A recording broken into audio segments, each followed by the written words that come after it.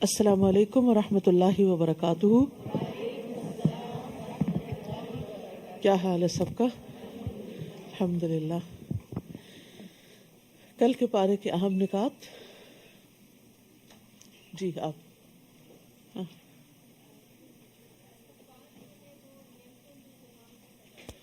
استغفار نعمتوں میں دوام کا سبب بنتی ہے، اور دعائیں اللہ سبحانہ وتعالیٰ کے ناموں کے ساتھ پکار کے مانگے.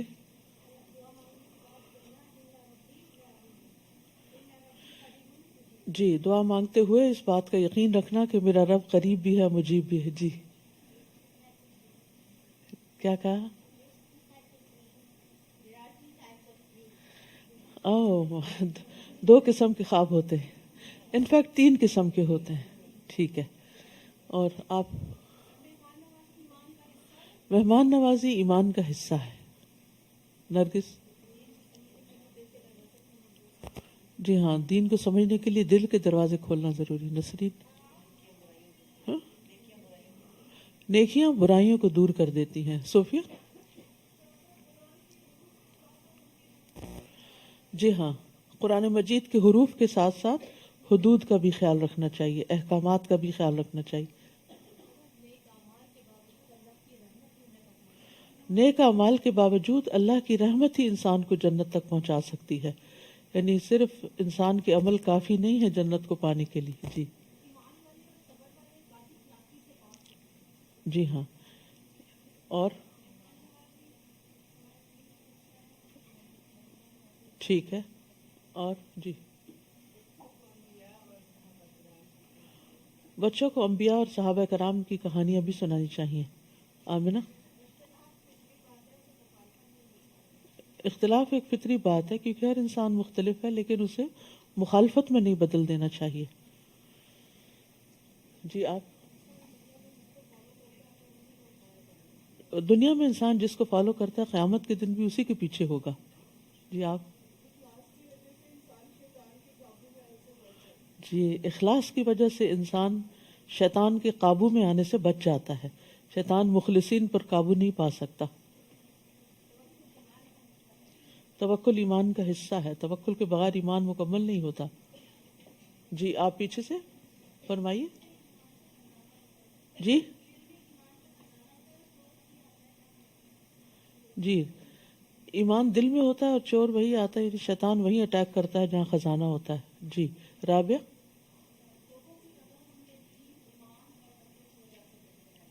لوگوں کی قدر ان کے دین، ایمان، تقوی کی وجہ سے کرنی چاہیے، نہ کہ مال اور دنیاوی سٹیٹس کی وجہ سے. پیچھے؟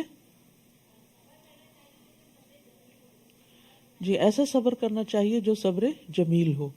ٹھیک ہے، جزاکم اللہ خیرا کثیرا. نحمده ونصلي على رسوله الكريم، اما بعد، فاعوذ باللہ من الشیطان الرجیم. بسم اللہ الرحمن الرحیم. رب اشرح لي صدری ويسر لي امری واحلل عقدۃ من لسانی یفقهوا قولی. قرآن مجید کا سیکھنا اور سکھانا بہترین عمل ہے. عثمان رضی اللہ عنہ سے روایت ہے کہ نبی صلی اللہ علیہ وسلم نے فرمایا، خیرکم من تعلم القرآن وعلمہ، تم میں سب سے بہتر وہ ہے جو قرآن سیکھے اور اس کی تعلیم دے. یعنی 2 میں سے ایک کام ضرور کرنا چاہیے، یا طالب علم بنے رہیں یا پھر معلم بنے. قرآن کے پڑھنے پڑھانے والے لوگ اللہ کے خاص لوگ ہوتے ہیں، خاص بندے ہوتے ہیں. انس رضی اللہ عنہ سے روایت ہے، وہ کہتے ہیں کہ رسول اللہ صلی اللہ علیہ وسلم نے فرمایا، بے شک لوگوں میں سے کچھ اہل اللہ ہوتے ہیں. آپ صلی اللہ علیہ وسلم سے پوچھا گیا کہ ان میں سے کون لوگ اہل اللہ ہوتے ہیں، یعنی اللہ والے. آپ صلی اللہ علیہ وسلم نے فرمایا، اہل قرآن اہل اللہ ہیں اور اس کے خاص لوگ ہوتے ہیں. یعنی جن لوگوں کا تعلق قرآن مجید سے مضبوط ہوتا ہے وہ اللہ کے خاص بندے ہوتے ہیں، VIPs ہوتے ہیں. قرآن کی بدولت اللہ اور اس کے رسول کی محبت حاصل ہوتی ہے.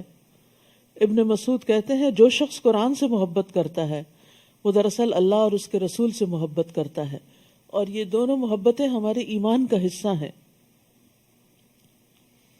ابو سعید خدری بیان کرتے ہیں کہ ایک آدمی میرے پاس آیا اور اس نے مجھے کہا کہ مجھے کوئی وصیت کریں، تو میں نے کہا تم نے جو سوال مجھ سے کیا ہے میں نے تم سے پہلے یہی سوال رسول اللہ صلی اللہ علیہ وسلم سے کیا تھا، اور آپ نے فرمایا تھا میں تمہیں اللہ سے ڈرنے کی وصیت کرتا ہوں کیونکہ یہ ہر چیز کی بنیاد ہے، اور جہاد کو لازم پکڑ لو کہ وہ اسلام کی رہبانیت ہے، اور اللہ کے ذکر اور قرآن کی تلاوت کا اہتمام کیا کرو کیونکہ وہ آسمان میں تمہارے لیے باعث رحمت اور زمین میں تمہارے لیے باعث تذکرہ ہیں، اور قرآن کی بدولت مطلوبہ چیز کا حصول آسان ہو جاتا ہے۔ امام ابراہیم مقدسی اپنے شاگرد عباس بن عبد الدائم کو وصیت کیا کرتے تھے کہ قرآن کی کثرت سے تلاوت کرو اور اسے ترک نہ کرو، تو تم جو طلب کرنا چاہتے ہو وہ تمہارے لیے اتنا ہی آسان ہو جائے گا جتنی تم قرات کرو گے، یعنی تمہاری قرات کی مقدار کے مطابق، تمہارے قرآن سے تعلق کے مطابق تمہاری چیزیں تمہارے لیے آسان ہو جائیں گی، تمہارے کام تمہارے لیے آسان ہو جائیں گے، تمہاری مقاصد پورے ہو جائیں گے۔ تو اللہ سبحانہ وتعالی ہمیں بھی آئندہ رمضان میں اور اس کے بعد بھی زیادہ سے زیادہ قرآن پڑھتے رہنے کی توفیق عطا فرمائے۔ 13واں پارہ۔ اعوذ باللہ من الشیطان الرجیم، بسم اللہ الرحمن الرحیم، وما ابرئ نفسی ان النفس لأمارۃ بالسوء الا ما رحم ربی ان ربی غفور رحیم، وقال الملك ائتوني به استخلصه لنفسي فلما كلمه قال انك اليوم لدينا مكين امين۔ شروع کرتی ہوں اللہ کے نام سے جو بے انتہا مہربان نہایت رحم فرمانے والا ہے، اور میں اپنے آپ کو پاک صاف نہیں کہتا کیونکہ نفس تو اکثر برائی پر اکساتا رہتا ہے، مگر جس پر میرے رب کی رحمت ہو، یقیناً میرا رب معاف کرنے والا رحم کرنے والا ہے۔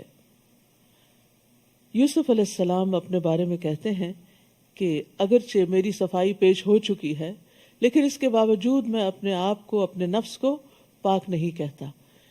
قرآن مجید میں ایک دوسری جگہ بھی ہمیں یہ ہدایت دی گئی ہے، وَلَا تُزَكُّوا أَنفُسَكُمْ، کہ اپنے آپ کو پاکیزہ مت قرار دو، اپنے آپ کو بہت نیک نہ سمجھو، اپنے آپ کو گناہوں سے پاک مت سمجھو۔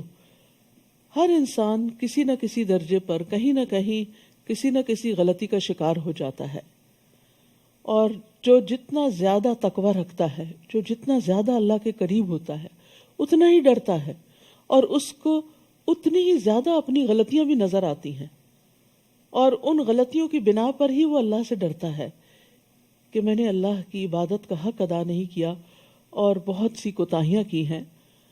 تو یوسف علیہ السلام ایک عظیم انسان تھے، اگرچہ وہ انتہائی صابر اور متقی انسان تھے، لیکن پھر بھی وہ اپنے آپ کو بری ذمہ قرار نہیں دیتے اور برائی کی نسبت نفس کی طرف کرتے ہیں کہ نفس تو اکثر برائی پہ اکساتا رہتا ہے، مگر جس پر میرے رب کی رحمت ہو، یعنی انسان اپنے نفس کی شرارت سے صرف اسی وقت بچ سکتا ہے جب اللہ کی رحمت ہو انسان پر، ورنہ انسان اپنے ہی نفس سے دھوکا کھا جاتا ہے اور غلط چیز کو خوبصورت سمجھ کر، اچھا سمجھ کر، فائدہ مند سمجھ کر اس کو کر بیٹھتا ہے، چاہے اس کے بعد اس کو ندامت ہی کیوں نہ ہو۔ یقیناً میرا رب معاف کرنے والا، رحم کرنے والا ہے۔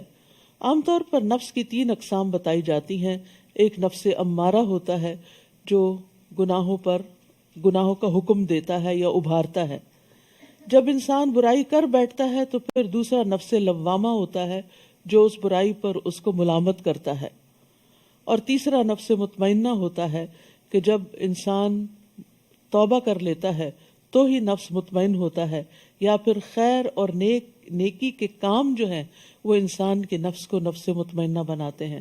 اور ہم سب کو اس کے لیے ایم کرنا چاہیے، اس کے لیے اس کی کوشش کرنی چاہیے، اور ہر وقت اپنے اندر کو چیک کرتے رہنا چاہیے، محاسبہ کرتے رہنا چاہیے کہ کیا میرے اندر کا نفس مطمئنہ ہے یا نہیں، کیونکہ مرتے وقت نفس مطمئنہ کو ہی فرشتے یہ خوشخبری دیں گے، یا ایتھا النفس المطمئنہ ارجعی الی ربک راضیۃ مرضیہ۔ تو نفس مطمئنہ اس کو حاصل ہوتا ہے جو اپنے رب سے راضی ہوتا ہے اور رب بھی اس سے راضی ہوتا ہے، رضی اللہ عنہم ورضوا عنہ۔ اور یہ اسی وقت ہو سکتا ہے جب بندہ رب کی رضا کے کام کرتا رہے۔ تو ہم سب کو دعا بھی کرنی چاہیے اور اس کے لیے کوشش بھی کرنی چاہیے، اور نفس میں کسی بھی وقت کوئی ہلچل ہو تو واپس اس کو نفس مطمئنہ کی طرف لانا چاہیے، چاہے اللہ سے توبہ کرنا ہو یا بندوں سے معافی مانگنا ہو۔ وقال الملک ائتونی بہ استخلصہ لنفسی، اور بادشاہ نے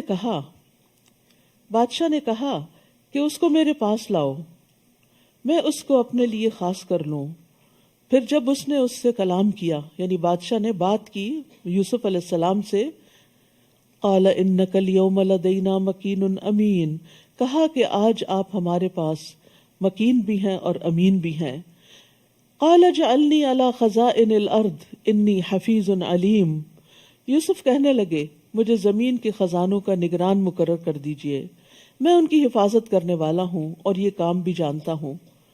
چونکہ بادشاہ نے آفر کی کہ اب آپ کا ہمارے ہاں بہت بڑا مقام ہے، مرتبہ ہے، آپ ہمارے ہاں اب ہماری مدد کریں گے، ہمارے ساتھ مل کے کام کریں گے، تو پھر یوسف علیہ السلام نے اپنے لیے اس کام کا انتخاب کیا جس کو وہ سب سے بہتر طور پر کر سکتے تھے، جس کے لیے باقی لوگ تیار نہ تھے، لیکن اللہ سبحانہ تعالیٰ نے یوسف علیہ السلام کو ایک خاص مرحلے سے گزار کر عزیز مصر کے گھر میں رکھ کر ایسی زبردست مینیجریل سکلز عطا کر دی تھی کہ اب وہ اس عہدے کو لینے کے قابل تھے۔ تو یہ بات اس آیت سے یہ بات پتہ چلتی ہے کہ انسان کے لیے جائز ہے کہ اگر اس کے پاس کوئی سکل ہو یا کوئی علم ہو تو اس بنا پر وہ کہ دوسروں کی خدمت کر سکے، اپنی اس خوبی کا ذکر کر سکتا ہے کہ میں یہ کام جانتا ہوں۔ یہ بوسٹنگ کے لیے نہیں ہوتا کہ میں اپنے آپ کو انسان بڑی چیز بتائے یا فخر کرے، لیکن دوسروں کے کام آنے کے لیے۔ ماوردی کہتے ہیں کہ ایسا کرنا عام صفات میں مطلقاً جائز نہیں، یعنی بلا وجہ اپنے منہ میاں مٹھو بننا اور اپنی خوبیاں اور تعریفیں بیان کرنا یہ ایک ناپسندیدہ عمل ہے، مطلقاً جائز نہیں لیکن ضرورتاً جائز ہے۔ جیسے آپ اپنے سی وی میں اپنے بارے میں لکھتے ہیں، لیکن اگر وہی سی وی آپ ہر وقت اپنی زبان سے دہراتے رہیں ہر مجلس میں تو پھر یہ ایک ناپسندیدہ صفت ہوگی، اور مخصوص حالات میں جب اس سے کسی مقصد یعنی اس کے ساتھ کوئی مقصد جڑا ہوا ہو تو پھر ایسا کرنا درست ہے، ورنہ تزکیہ کرنا اور ریاکاری کرنا یہ ناپسندیدہ افعال ہیں۔ اور صاحب فضل انسان جتنا ہو سکے ان چیزوں سے بچے، بلکہ استغفار ہی کرتا رہے، اپنے گناہوں کو یاد کرتا رہے تاکہ وہ نیکیوں میں اور آگے بڑھ سکے۔ اور دوسری بات یہ ہے کہ جب آپ کسی کام کے قابل ہوں اور آپ دیکھ رہے ہوں کہ باقی کوئی اور نہیں کر سکتا تو اس وقت بیٹھے رہنا بھی ایک جرم ہے۔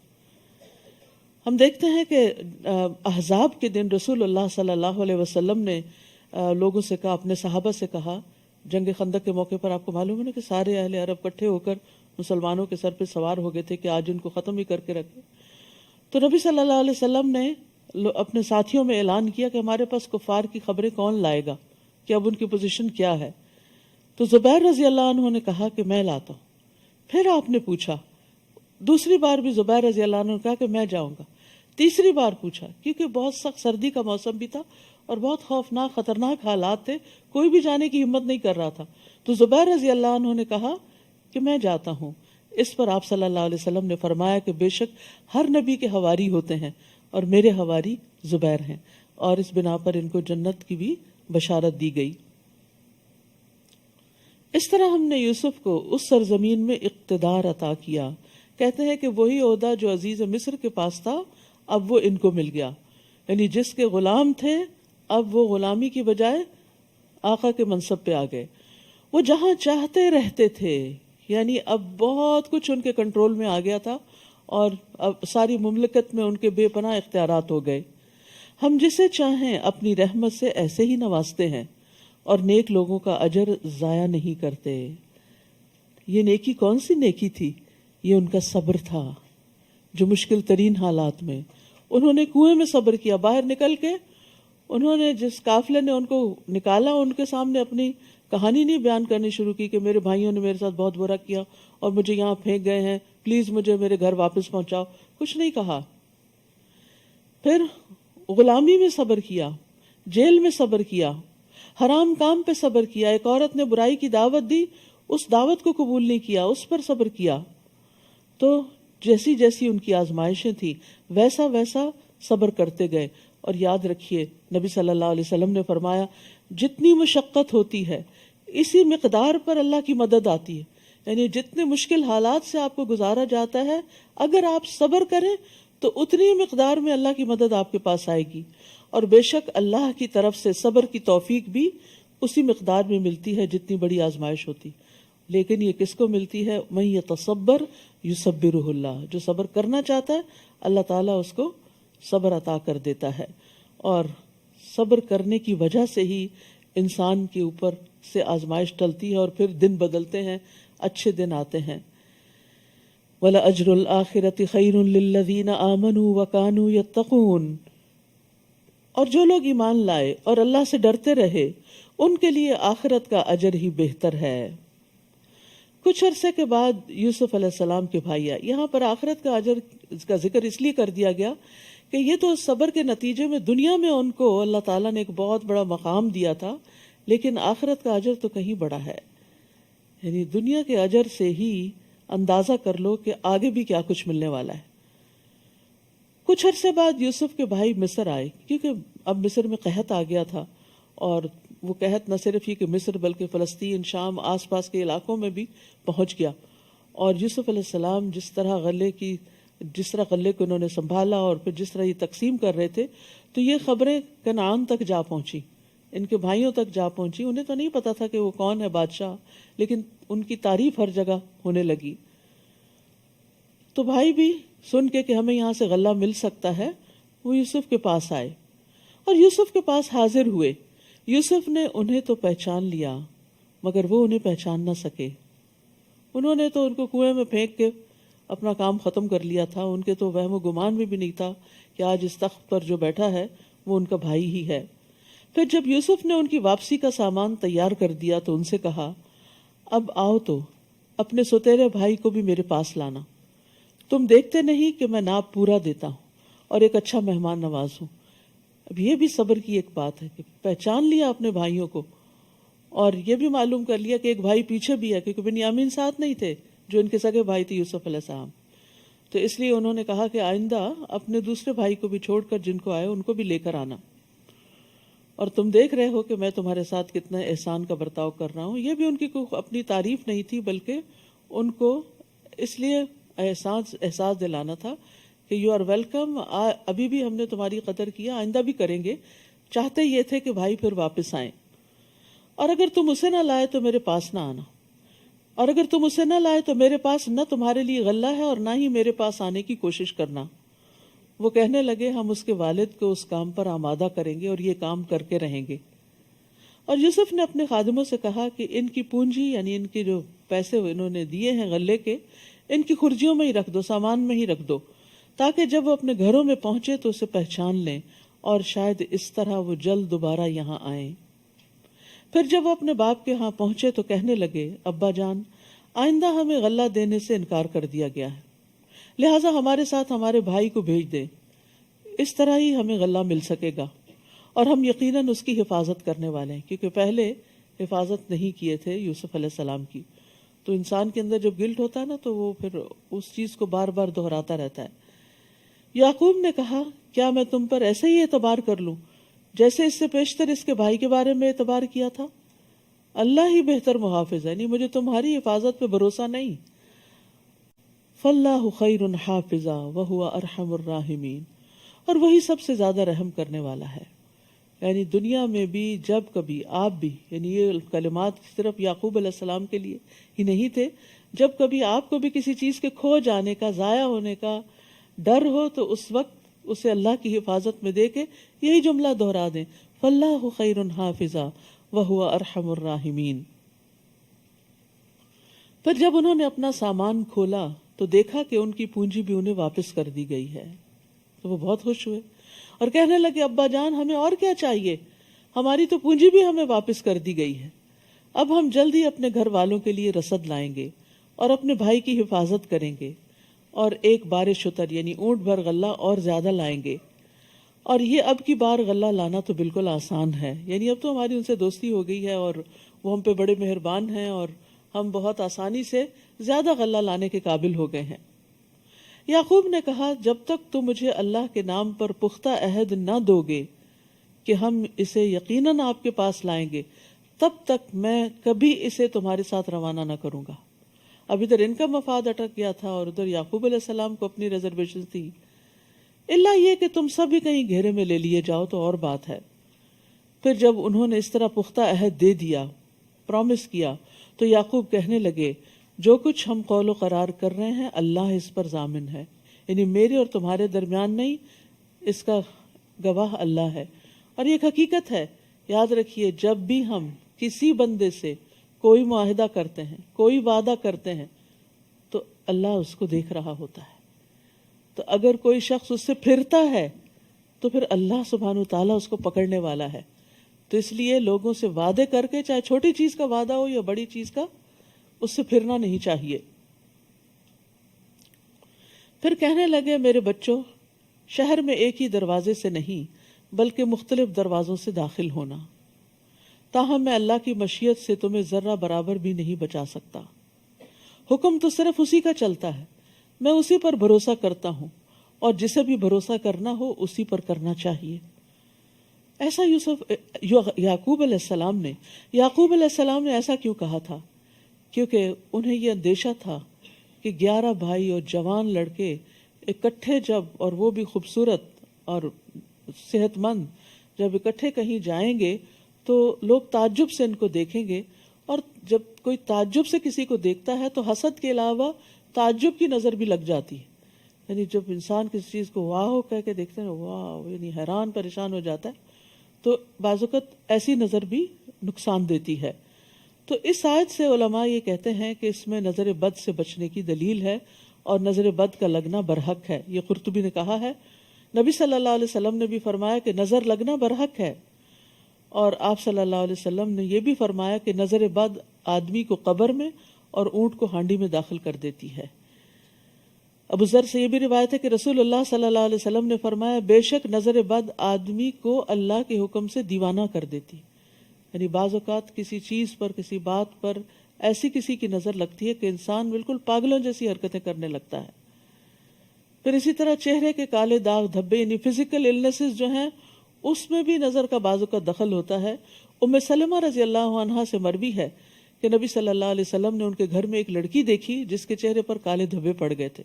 آپ نے فرمایا اس پر دم کرو کیونکہ اسے نظر بد لگ گئی ہے، یعنی اس وجہ سے اس کے چہرے پر یہ نشان پڑ گئے ہیں۔ آپ صلی اللہ علیہ وسلم نے یہ بھی فرمایا کہ اللہ کی قضاء و قدر کے بعد نظر بد ہی میری امت کے اکثر لوگوں کی موت کا باعث بنے گی۔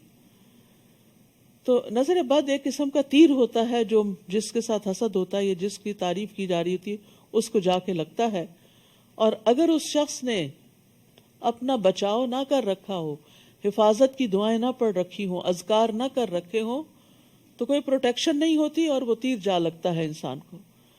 تو اسی لیے ہمیں دعائیں اور اذکار اور قرآن مجید کی جو معوذتین ہیں ان کو پڑھنے کا خاص اہتمام کرنا چاہیے۔ معوذتین کو صبح شام 3 بار پڑھنے کا حکم ہے، اور نماز کے بعد بھی، ہر نماز کے بعد بھی پڑھنے کا حکم ہے۔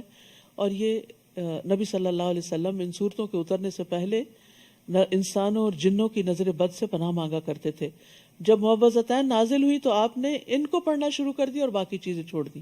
تو اسی پر پتہ چلتا ہے کہ اگر باقی بہت لمبے چوڑے اذکار آپ نہیں بھی کر سکتے، کبھی آپ کی دیر سے آنکھ کھلتی، یاد رکھیے ان اذکار کے پڑھنے کا وقت سورج نکلنے سے پہلے اور سورج غروب ہونے کے سے بھی پہلے ہے، یعنی مغرب کے بعد کا وقت نہیں ہے اور سورج نکلنے کے بعد کا وقت نہیں ہے، اس سے پہلے پہلے فجر کی نماز اور سورج نکلنے کے درمیان پڑھیں، عصر کی نماز اور سورج غروب ہونے کے درمیان میں پڑھیں۔ تو یہ دعائیں اگر انسان پڑھتا ہے، اور اگر اس کسی وجہ سے بہت مصروفیت یا وقت کی قلت یا تنگی کی وجہ سے انسان سارے اذکار نہیں بھی پڑھ سکتا تو معوذتین ضرور پڑھے، کیونکہ یہ ہر چیز سے کفایت کرنے والی ہیں۔ پھر یعقوب علیہ السلام کہتے ہیں ان الحکم الا للہ، حکم تو اللہ ہی کا ہوتا ہے، علیہ توکلت، میں اس پہ توکل کرتا ہوں، بھروسہ کرتا ہوں، وعلیہ فلیتوکل المتوکلون، اور توکل کرنے والوں کو اسی پر ہی توکل کرنا چاہیے۔ یعنی اسباب اختیار کرنے کے باوجود لازم ہے انسان کے لیے کہ بھروسہ اللہ کی ذات پہ کرے، نہ اپنی طاقت پہ اور ذہانت پہ اور نہ لوگوں پہ۔ اور یہ وہ اپنے بچوں کو بھی اس بات کی تعلیم دے رہے تھے کہ وہ اسباب کے ساتھ ساتھ اللہ پر بھروسہ کریں، اور سب متوکلین کو اللہ ہی پر توکل کرنا چاہیے۔ بہرحال چنانچہ جس طرح ان کے باپ نے شہر میں داخل ہونے کا حکم دیا تھا ویسے وہ اس میں داخل ہوئے۔ اس کی یہ تدبیر اللہ کی مشیت کے مقابلے میں کچھ بھی کام نہ آئی۔ یہ تو محض یعقوب کے دل کا ارمان تھا جسے اس نے پورا کیا تھا۔ بے شک وہ ہماری دی ہوئی تعلیم کی وجہ سے صاحب علم تھا یعقوب علیہ السلام، مگر اکثر لوگ یہ حقیقت نہیں جانتے، ان کو ان باتوں کا علم بھی نہیں ہوتا۔ اب ہوا یہ کہ جس چیز سے وہ ڈر رہے تھے وہی ہوئی۔ تو کہا جاتا ہے کہ اپنے خیالات کو ہمیشہ پازیٹیو رکھیں، کیونکہ جب آپ کی سوچیں منفی ہوتی ہیں تو ایک لا آف اٹریکشن ہوتا ہے کہ جس میں آپ جس طرح سوچتے ہیں چیزیں ویسے ہی ہونا شروع ہو جاتی ہیں۔ مثلاً آپ کسی انسان سے ملتے ہوئے ڈر رہے ہوتے ہیں کہ یہ مجھے کچھ کہہ نہ دے، اور اسی ڈری شکل کے ساتھ اس سے جا کے ملتے اور واقعی پھر کہہ بھی دیتا ہے، تو اس سے پہلے اپنے اندر کو تبدیل کرے، یعنی باہر کی تبدیلی سے پہلے اندر کی سوچیں تبدیل کرے۔ جتنی آپ کی سوچیں مثبت ہوتی چلی جائیں گی اتنے ہی آپ بہادر اور مضبوط ہوتے چلے جائیں گے اللہ کے اذن سے۔ اور یہ توکل کرنے سے اور اللہ کا سہارا پکڑنے سے ہی ہوتا ہے۔ یعنی مثبت سوچ صرف اس وقت ہو سکتی ہے انسان کی جب انسان اللہ کے بارے میں گمان اچھا رکھے کہ خیر ہوگی، فاللہ خیر حافظہ، حفاظت اللہ ہی کی ہے، اللہ ہی بچانے والا ہے۔ اور اللہ نے بچایا، مشکل ضرور آئی۔ اچھا بعض اوقات یہ بھی ہوتا ہے آپ ساری پروٹیکشن کی دعائیں پڑھ لیتے ہیں، سارے اسباب اختیار کر لیتے ہیں، اس کے باوجود پھنس جاتے ہیں جہاں پھنسنا ہوتا ہے۔ پھر اب آپ کہتے ہیں کہ وہ میں نے جو پڑھا تھا اس کا کیا ہوا؟ ہم نے تو استخارہ کر کے شادی کی تھی، پھر یہ مشکل کیوں پیش آئی؟ نہیں، پھر بھی آ سکتی ہے۔ اب یہاں آپ دیکھیں سب کچھ انتظامات ہو رہے ہیں، لیکن یعقوب علیہ السلام کو ایک اور صدمہ دیکھنا پڑا، لیکن یہ وقتی تھا، اس میں کوئی حکمت تھی، اور یہ وقت گزر گیا اور آگے آپ دیکھیے کتنی بڑی بڑی ترقیاں ہوں۔ تو چاہے شادی کا استخارہ کر کے آپ شادی کریں، پھر اگر کچھ مشکلات پیش آ جائیں تو بعض اوقات اللہ تعالیٰ آپ کو ان مشکلات سے گزار کے مضبوط کرتا ہے۔ کچھ چیزیں آپ نے کتابوں میں نہیں سیکھی ہوتی، وہ آپ کو بندے سکھاتے ہیں۔ کچھ ایسے بندے زندگی میں مل جاتے ہیں جو آپ پہ بڑے مہربان ہوتے ہیں، محبتیں ان کی آپ کو بہت کچھ سکھا جاتی ہیں۔ لیکن کچھ بڑے مشکل لوگ بھی زندگی میں آ جاتے ہیں جن کے تلخ رویے آپ کو بہت کچھ سکھا جاتے ہیں اور بہت بہادر کر دیتے ہیں۔ اور پھر دل اللہ کے ہاتھ میں معلوم نہیں کب بدل جائے، اس کے بعد اچھے حالات بھی آ جاتے ہیں۔ تو کبھی استخارے کو بلیم نہ کریں اور کبھی اذکار کو بلیم نہ کریں کہ کوئی فائدہ نہیں دعائیں کرنے کا کیونکہ وہی ہو گیا۔ پھر نہیں، اگر اس میں بھی خیر ہے، اگر حالات آپ کی توقع کے خلاف ہو گئے تو اس میں بھی خیر تھی۔ ایک خیر وہ ہوتی ہے جس کو آپ خیر دیکھتے ہیں، عسیٰ ان تحبوا شیئا وہو شر لکم، ہو سکتا ہے ایک چیز تمہیں بڑی پسند ہو کہ یہ اچھی ہے اور وہ اسی میں شر ہو، وعسیٰ ان تکرہوا شیئا، اور ہو سکتا ہے ایک چیز کو تم ناپسند کرو کہ یہ نہیں اچھا ہوا، وہو خیر لکم، اور وہی تمہارے حق میں اچھی ہو۔ تو ہم نے خیر اور شر کو اپنے حساب سے بنا رکھا ہے کہ ہماری نظریں جس چیز کو خیر دیکھتی ہیں بس اس کو ہی ہم خیر سمجھتے ہیں، اور جو تکلیف دہ حالات زندگی میں آ جاتے ہیں اس کو ہم اپنے لیے خیر نہیں سمجھتے۔ لیکن مومن کے ہر حال، حدیث میں آتا ہے مومن کے ہر حال میں خیر ہوتی ہے، اس کو نعمت پہنچتی ہے وہ شکر ادا کرتا ہے، اور اس کو تکلیف پہنچتی ہے تو وہ صبر کرتا ہے، اور یہ چیز اس کے حق میں بہتر ہوتی ہے۔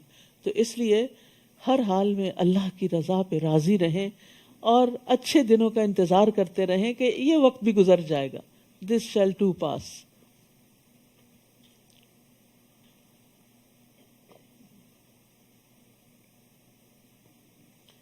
اب قافلہ آ جاتا ہے مصر۔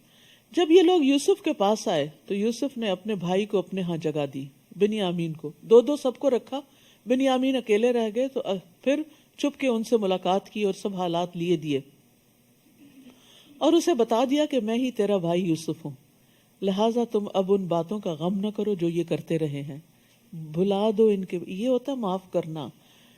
عام طور پر ہم معاف کرنے کی بات تو کرتے ہیں لیکن ہم صرف الفاظ ادا کرتے ہیں، میں نے معاف کیا، میں نے سب کو معاف کیا، اور رنج غم تکلیف دل سے نکالتے ہی نہیں ہیں. تو آپ دیکھیے اتنا برا ہاتھ لگ چکا تھا ان کو بھائیوں سے، اور پھر بنیامین نے لازماً بتایا ہوگا کہ آپ کے بعد مجھ پہ کیا کچھ بیتی ہے، کیونکہ ستیلے بھائی جو تھے اور سب سے چھوٹے بھی تھے، وہ کہتے ہیں نا سگ باش برادر خرد نہ باش، کہ چھوٹا بھائی بننا جو ہوتا ہے وہ بڑا ایک تکلیف دہ عمل ہوتا ہے. تو معلوم نہیں کس کس قسم کے مسائل سے، ان مسائل کا یہاں کوئی ذکر نہیں، لیکن یوسف علیہ السلام کا یہ جملہ بتا رہا ہے فلا تبتئس بما كانوا يعملون، جسٹ اگنور دم، اعراض برتو، ان باتوں کا غم نہ کرو جو یہ کرتے رہیں. کتنا اچھا مشورہ، کتنی زبردست کاؤنسلنگ ہے کہ ان باتوں کو چھوڑ دو، بلا دو ان کو، اور اسی میں خیر ہوتی ہے. کیونکہ اب جب انسان ان چیزوں کو بلاتا نہیں ہے تو اپنی ہی صحت پر اثر پڑتا ہے. جان ہاپکنس کی ایک کیرن ہے، انہوں نے کچھ ریسرچز کی تھی، تو وہ کہتے ہیں کہ دکھی اور مایوس ہونے سے انسان کا جسم بوجھل رہتا ہے، اور دکھ اور مایوسی کی وجہ سے ڈپریشن، دل کے امراض، ڈائبٹیز، بلڈ پریشر، انگزائٹی اور تناؤ جیسے امراض کا خطرہ بڑھ جاتا ہے، جبکہ معاف کرنے سے انسان پرسکون رہتا ہے اور صحت مند زندگی کا ضامن ہے. ان کے خیال میں معاف کرنا صرف الفاظ کہنا نہیں بلکہ یہ ایک اصلاحی عمل ہے جس میں انسان ایک شعوری فیصلہ کرتا ہے کہ اسے دوسرے کو معاف کرنا ہے، یعنی ایک پراپر ڈیسیژن بناتا ہے کہ میں نے اس چیز کو نکال دینا اپنے دل سے، اور یہ منفی سوچیں دل سے نکالی. معاف کرنا کیا ہے؟ نیگیٹو تھنکنگ اپنے اندر سے نکال باہر پھینکنا. جیسے ہی آپ کے اندر سے غصہ، نفرت اور دشمنی جیسے ہی آپ اپنے اندر سے غصہ، نفرت اور دشمنی نکالتے ہیں، آپ کے دل میں دوسرے کے لیے ہمدردی، محبت اور پیار کے جذبات جنم لینے لگتے ہیں، اور آپ کے دل بھی نرم ہو جاتے ہیں، خاص طور پر اس کے بارے میں جس نے آپ کو اذیت دی ہوتی. اور ایک کہاوت ہے کہ معاف کرنے سے ماضی تو نہیں بدلتا مگر مستقبل خوبصورت ہو جاتا ہے.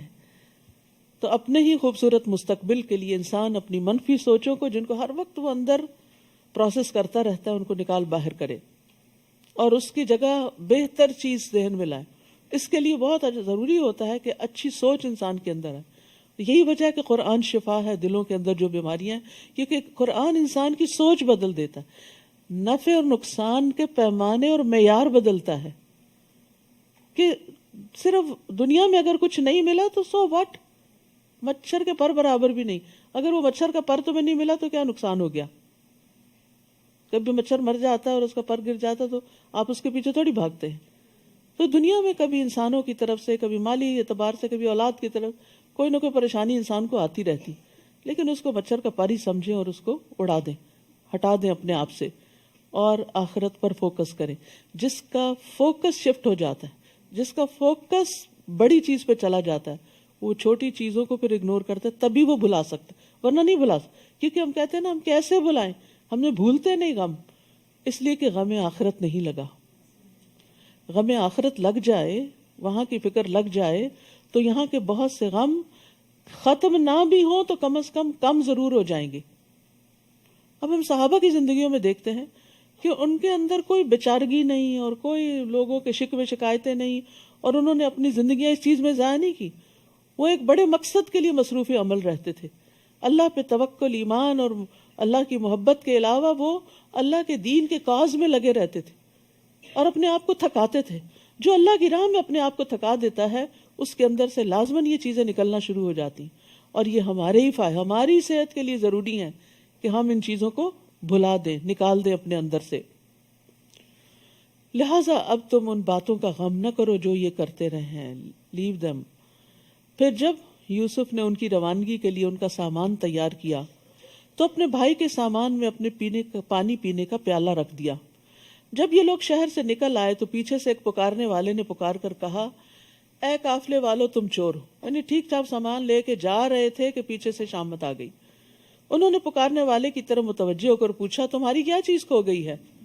وہ بولے بادشاہ کا پانی پینے کا پیالہ ہمیں نہیں مل رہا، جو شخص وہ لا کر دے گا اسے ایک بار شتر یعنی ایک اونٹ برغلے کا انعام ملے گا، اور میں اس کا ضامن ہوں، گارنٹی دیتا ہوں۔ وہ کہنے لگے اللہ کی قسم تم خوب جانتے ہو کہ ہم اس ملک میں فساد کرنے نہیں آئے اور نہ ہی ہم چور ہیں۔ وہ بولے اگر تم جھوٹے ثابت ہوئے تو اس چور کی سزا کیا ہوگی؟ برادران یوسف کہنے لگے جس کے سامان میں وہ گم شدہ چیز پائی جائے وہی اس کا بدلہ ہے، ہم اپنے ہاں ظالموں کو اسی طرح سزا دیتے ہیں۔ مصر کے قانون کے مطابق وہ کسی کو اپنے ہاں ایز اے کیپٹیو نہیں رکھ سکتے تھے، کسی مسافر کو، لیکن یعقوب علیہ السلام کی شریعت میں یہی تھا۔ تو اب اسی کو بنیاد بنا کر یہ فیصلہ کیا گیا کہ اگر چور نکل آیا کوئی تو پھر اس کو آپ رکھ سکتے ہیں۔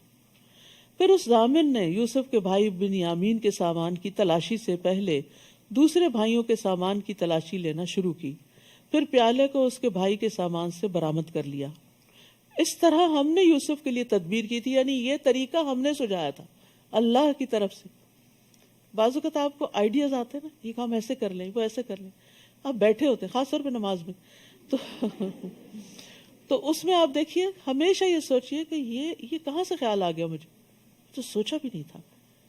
تو وہ ایک طرح سے اللہ تعالیٰ کی ایک تائید ہوتی ہے آپ کو، اور جو برے برے خیال آتے ہیں وہ شیطان کی طرف سے ہوتے ہیں، وہ وسوسے جو ہوتے ہیں وہ پریشان کرتا ہے آپ کو۔ یوسف کے لیے مناسب نہ تھا کہ شاہ مصر کے قانون میں چوری کے مطابق، یعنی قانون چوری کے مطابق اپنے بھائی کو اپنے پاس رکھ سکے، الا یہ کہ ہم جس کے چاہیں درجات بلند کر دیتے ہیں، اور ایک علیم ہستی ایسی ہے جو ہر صاحب علم سے بالا تر ہے۔ ہر علم والے کے اوپر ایک اور علم والا ہوتا ہے، یعنی انسانوں میں سے بھی۔ یہ کس لیے بات کی گئی؟ تاکہ کوئی اپنے آپ کو سب سے بڑا عالم نہ سمجھے کہ میں نابغہ روزگار ہوں اور سب سے زیادہ تو علم میرے ہی پاس ہے، اس تکبر میں مبتلا نہ ہو۔ اور دوسرا معنی اس کا یہ ہے کہ جتنے بھی دنیا میں بڑے بڑے علم والے ہیں ان سب کے اوپر اللہ کا علم محیط ہے، سب سے بڑا علم والا اللہ ہی ہے۔ اور یاد رکھیے کسی کو بھی علم دینا، چاہے تھوڑا علم ہو یا زیادہ ہو، یہ اللہ کی بندے سے محبت کی علامت ہوتی ہے۔ دنیا تو اللہ تعالیٰ سب کو دیتا ہے، کوئی مسلم ہو یا نہ ہو، لیکن دین کا علم صرف اس کو دیتا ہے جس سے اللہ تعالیٰ محبت کرتا ہے۔ تو اس لیے اس پر بھی ہمیں شکر ادا کرنا چاہیے کہ اللہ، اور پھر یہ کہ صرف علم نہیں بلکہ اس کا فہم بھی، اس کی سمجھ بھی، تفقہ فی الدین، من یرد اللہ بہ خیرا یفقہہ فی الدین، یہ صحیح حدیث ہے جس میں آتا ہے جس کے ساتھ اللہ تعالیٰ بھلائی کا ارادہ کرتا ہے اللہ تعالیٰ اس کو دین کی سمجھ عطا کر دیتا ہے۔ برادران یوسف کہنے لگے اگر اس نے چوری کی ہے تو اس سے پیشتر اس کا بھائی یوسف بھی چوری کر چکا ہے، ابھی نہیں چھوڑا ان کو۔ یعنی جب آپ کسی سے حسد کرتے ہیں نا تو پھر کوئی موقع نہیں جانے دیتے اس کو گرانے کا، بدنام کرنے کا۔ کہیں نہ کہیں پھر آپ کے منہ سے کچھ نہ کچھ نکل آتا، تو آپ نہیں دیکھ رہے کہ کس میدان کہاں کھڑے ہیں۔ سال ہا سال گزر چکے ہیں یوسف کو تمہارے ہاتھ سے گئے ہوئے، لیکن ابھی بھی تم اس کو معاف نہیں کر رہے۔ یوسف نے ان کے اس الزام کو دل میں چھپائے رکھا اور ان پہ کچھ ظاہر نہیں کیا۔ سبحان اللہ، یہ ہوتا ہے صبر۔ بڑی بڑی باتیں دل میں اس طرح رکھنا کہ کسی کو شائبہ بھی نہ گزرے، شک بھی نہ گزرے۔ تو جو شیلو لوگ ہوتے ہیں نا ان کے اندر کوئی بات ٹکتی نہیں، ادھر سے سنی ادھر نکالی، اور اس سے بڑے فسادات پیدا ہوتے ہیں، بہت سی خرابیاں، آپس میں لوگوں کی لڑائیاں اور کئی قسم کے مسائل پیدا ہوتے ہیں۔ بعض لوگ خوشی کی خبر کو نہیں سنبھال سکتے اور بڑھ چڑھ کر اس کا اظہار کرتے ہیں، کیا ہوتا ہے پھر نظر لگ جاتی۔ بعض لوگ غم کی خبر کو، بعض کا دکھ کی خبر کو، کسی کی طرف سے پہنچنے والی اذیت کو، اور اب تو ماشاءاللہ اپنے کلوز سرکل میں کیا اور اپنے خاندان میں کیا، اب تو پوری دنیا کے ساتھ ہم شیئر کرتے ہیں۔ ہر تھوڑی دیر بعد فیس بک کا سٹیٹس چینج کر رہے ہوتے ہیں، ہر وقت اپنے اندر اپنے دل پہ کیا گزر رہی ہے، گھر میں کیا ہو رہا ہے، کیا کھا رہے ہیں، کیا پی رہے ہیں، کیا پہن رہے ہیں، کیا خرید رہے ہیں، کہاں جا رہے ہیں. یعنی مجھے تو بعض اوقات ایک سکنس جیسی لگتی ہے اور کوئی مقصد سمجھ نہیں آتا کہ یہ ساری باتیں پوری دنیا کے ساتھ، اس میں کوئی علم نافع نہیں، کسی کے علم اور تجربے میں کوئی اضافہ نہیں ہوگا، بلکہ اس سے نقصان ہی ہوئے ہیں کہ جن لوگوں کو وہ سب کچھ میسر نہیں ہوتا وہ پھر اپنے آپ کو ان سے کمپیئر کر کر کے حسرتوں کا شکار ہوتے ہیں اور اس سے غم اور دکھ اور زیادہ بڑھتے ہیں.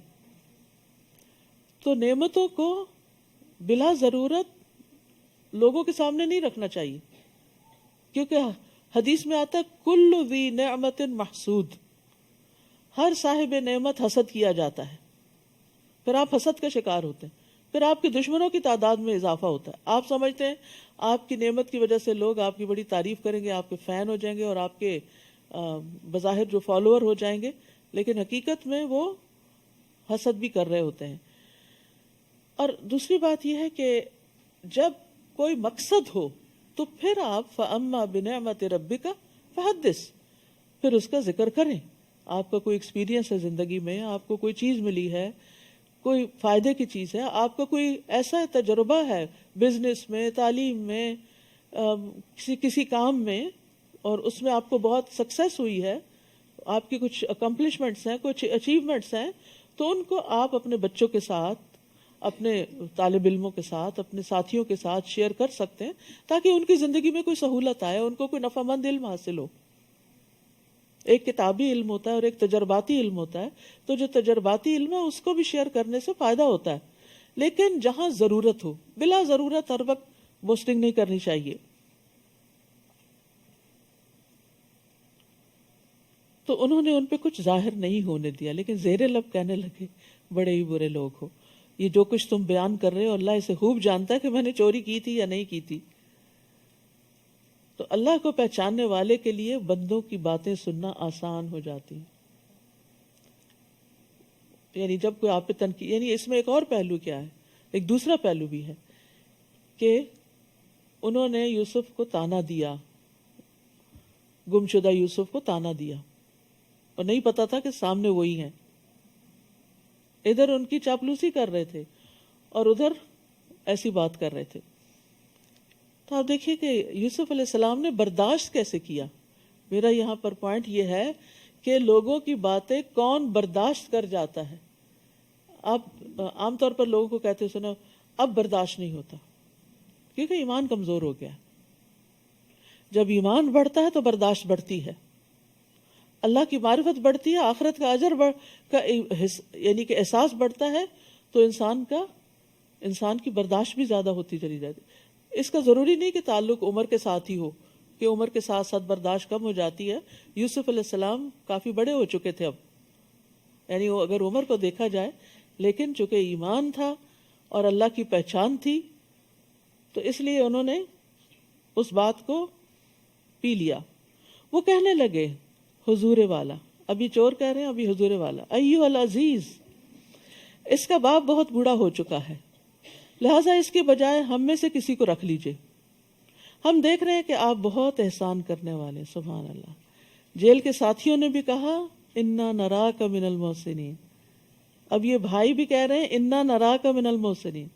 تو جو محسن ہوتا ہے وہ ہر جگہ ہی محسن ہوتا ہے، اور ہر جگہ اس کے احسان کو اکنالج کر لیا جاتا ہے. پھر یعنی محسن کا احسان چھپا نہیں رہتا، یہ ایک ایٹیٹیوڈ ہوتا ہے. یوسف نے کہا معاذ اللہ، اس بات سے اللہ کی پناہ، ہم تو اسے ہی پکڑیں گے جس کے ہاں ہم نے اپنا گمشدہ سامان پایا ہے، اگر ہم ایسا کریں تب تو ہم ظالم ٹھہرے. پھر جب وہ یوسف سے مایوس ہو گئے تو علیحدہ ہو کر مشورہ کرنے لگے. سب سے بڑے بھائی نے کہا یہ پتا ہے کہ تمہارے باپ نے اللہ کے نام پر تم لوگوں سے پختہ عہد لیا ہوا ہے، نیز تم اس سے پیشتر یوسف کے معاملے میں بھی زیادتی کر چکے. یعنی احساس تھا ہم نے غلط کیا. اب تو میں یہاں سے کبھی نہیں جاؤں گا یہاں تک کہ میرا باپ مجھے حکم دے یا اللہ میرے لیے فیصلہ کر دے، یعنی مجھے کوئی قوت دے کہ بھائی کو چھڑا کے لے جاؤں. وہی سب سے بہتر فیصلہ کرنے والا ہے. تم لوگ اپنے باپ سے جا کر کہو ابا جان آپ کے بیٹے نے چوری کی ہے، ہم نے وہی گواہی دی ہے جو ہم جانتے تھے، اور ہم پوشیدہ چیزوں کے نگہبان نہیں، ہم نے نہیں دیکھا لیکن بس بات ایسی ہی ہو گئی ہے۔ آپ ان بستی والوں سے پوچھ لیجئے جہاں ہم رہے، اور ان قافلے سے بھی جن کے ساتھ ہم آئے، اور ہم یقیناً سچے ہیں۔ اب انہیں اپنی سچائی کا یقین دلانا پڑ رہا ہے، کیونکہ اعتماد کھو چکے ہیں۔ جس پر لوگ ٹرسٹ نہیں کرتے اس کو بڑی قسمیں کھانی پڑتی ہیں سچا بننے کے لیے، اور جو سچا ہوتا ہے وہ یقین دہانی کرائے بغیر ہی سچ بولتا ہے اور اس کو کافی سمجھتا ہے۔ یعقوب نے جواب دیا، بات یوں نہیں بلکہ تم نے ایک بات بنا کر اسے بنا سنوار کر پیش کر دیا ہے۔ پچھلے تجربے کی بنا پر یعقوب علیہ السلام نے ان کی بات کا اعتبار نہیں کیا، لہٰذا اب صبر ہی بہتر ہے۔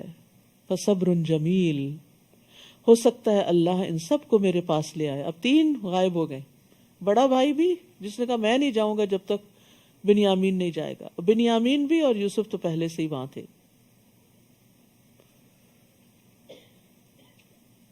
بلا شبہ وہ سب کچھ جاننے والا، حکمت والا ہے۔ تو صبر جمیل ایسا صبر ہوتا ہے جس میں کوئی شکوہ شکایت نہیں ہوتی۔ یہ تو وہ باتیں ہیں نا جن کا ذکر قرآن نے کر دیا۔ روزمرہ زندگی میں پتہ نہیں کون کون سے مرحلے ایسے ہوں گے، کون کون سے ایسے معاملے ہوں گے ان بچوں کے کہ جن پر یعقوب علیہ السلام مستقل صبر کر رہے ہوں، کیونکہ بد اخلاقی کے جو رویے ہوتے ہیں وہ پھر مستقل ہی بن جاتے ہیں، روز ہی ٹارچر بن جاتے ہیں۔ تو قرآن میں صبر جمیل بھی آیا، حجر جمیل بھی آیا۔ حجر جمیل ہوتا ہے ایسا چھوڑنا جس میں اظہار آسانی نہ ہو، اور صفح جمیل ایسا معاف کرنا جس میں ڈانٹ اور ناراضگی نہ ہو۔ تو بہرحال سختی کی انتہا کے بعد نکلنے کا راستہ بن جائے گا اب، اور یہ اللہ کا طریقہ ہے کہ جب کوئی سختی انتہا، کوئی مصیبت آخر کو پہنچتی ہے تو پھر اللہ تعالیٰ اس میں سے کوئی راستہ نکال دیتے ہیں۔ یعقوب علیہ السلام کے لیے آزمائش بڑی سخت ہو چکی تھی، لیکن اللہ سبحانہ وتعالیٰ نے ان کے لیے اب آسانیاں کر دیں، حالات بدلتے ہیں اب۔ وَتَوَلَّى عَنْهُمْ، یعقوب نے ان کی طرف سے منہ پھیر لیا۔ ایسے لوگوں کے ساتھ ایسا ہی کرنا ہوتا ہے کہ ان کو جواب دینا اور انہیں سمجھانا بعض اوقات بے فائدہ ہوتا ہے۔ اور کہنے لگے ہائے یوسف، یا اسفا علی یوسف، اور ان کی آنکھیں غم سے بے نور ہو گئی تھیں، وہ خود غم سے بھرے ہوئے تھے۔ تو اس سے یہ پتہ چلتا ہے کہ مصیبت پر آنسو بہانا جائز ہے، یعنی غم کا دل میں اگر گھر کر جائے تو یہ ایک فطری سی بات ہے، لیکن صرف آنسو بہانے کی حد تک۔ جیسے اپنے بیٹے ابراہیم کی وفات پر نبی صلی اللہ علیہ وسلم آنسو بہا رہے تھے تو عبد الرحمن بن عوف نے کہا تھا آپ بھی روتے ہیں؟ آپ نے فرمایا اے ابن عوف، یہ تو ایک رحمت ہے، یعنی غم دکھ کے موقع پر آنسو کا آ جانا رحمت کی علامت ہے۔ فرمایا آنکھ اشکبار ہے، دل غم زدہ ہے، لیکن ہم زبان سے وہی کہیں گے جس سے ہمارا مالک راضی ہو۔ اے ابراہیم، تیری جدائی سے یقیناً ہم غمگین ہیں۔ تو مصیبت کے وقت غم کا ہونا تقوی کے خلاف نہیں، لیکن جزا فضا کرنا منع ہے، چیخنا چلانا اور رونا پیٹنا۔ یہ حالت دیکھ کر وہ کہنے لگے اللہ کی قسم آپ تو یوسف کو یاد کرتے ہی رہیں گے تاکہ اپنے آپ کو غم میں گھلا دیں یا ہلاک ہو جائیں۔ یعقوب نے جواب دیا میں تو اپنی پریشانی اور غم کی فریاد اللہ کے سوا کسی سے نہیں کرتا۔ انما اشکو بثی وحزنی الی اللہ وعالم من اللہ ما لا تعلمون، اور میں اللہ سے کچھ ایسی چیزیں جانتا ہوں جنہیں تم نہیں جانتے۔ بس فا کے ساتھ شدید غم کو کہتے ہیں، معمولی غم نہیں، بہت شدید غم۔ اور دوسری طرف اللہ کی مہربانی کی وجہ سے میرے اندر اچھا گمان بھی ہے، اور یہ امید میری طاقت کو بڑھا دیتی ہے، اس لیے میں مایوس نہیں ہوں۔ یا بنی اذهبوا فتحسسوا، یہ جو انما اشکو بثی وحزنی ہے، حضرت عمر رضی اللہ عنہ بعض اوقات نماز میں یہ صورت پڑھتے اور ان آیات پر اتنی ہچکیاں لینے لگتے کہ تیسری چوتھی صف میں بھی پیچھے لوگ ان کی آواز سنتے تھے رونے کی۔ تو بندہ نماز میں کھڑے ہو کے اگر روتا ہے، اپنے کسی کوئی غم یاد آ جاتا ہے اس کو اور اپنے رب کے سامنے پر یاد کرتا ہے تو کوئی حرج نہیں، جب تک کہ زبان سے کوئی ایسی بات نہ نکلے۔ اے میرے بیٹے جاؤ، اے میرے بیٹو جاؤ اور یوسف اور اس کے بھائی کی تلاش کی سر توڑ کوشش کرو اور اللہ کی رحمت سے نا امید نہ ہونا، کیونکہ اللہ کی رحمت سے نا امید تو کافر لوگ ہی ہوا کرتے ہیں اور مایوسی کفر ہے۔ ایک آدمی نے کہا اللہ کے رسول کبیرہ گناہ کون سے ہیں؟ آپ نے فرمایا اللہ کے ساتھ شرک کرنا، اللہ کے رزق سے نا امید ہونا اور اللہ کی رحمت سے مایوس ہونا۔ تو کبھی بھی حالات کتنے بھی تنگ ہوں مایوس نہ ہو، آپ پازیٹیو رہیں کہ ایک دن آئے گا، ایک وقت آئے گا کہ اللہ تعالیٰ اس کو تبدیل کر دے گا۔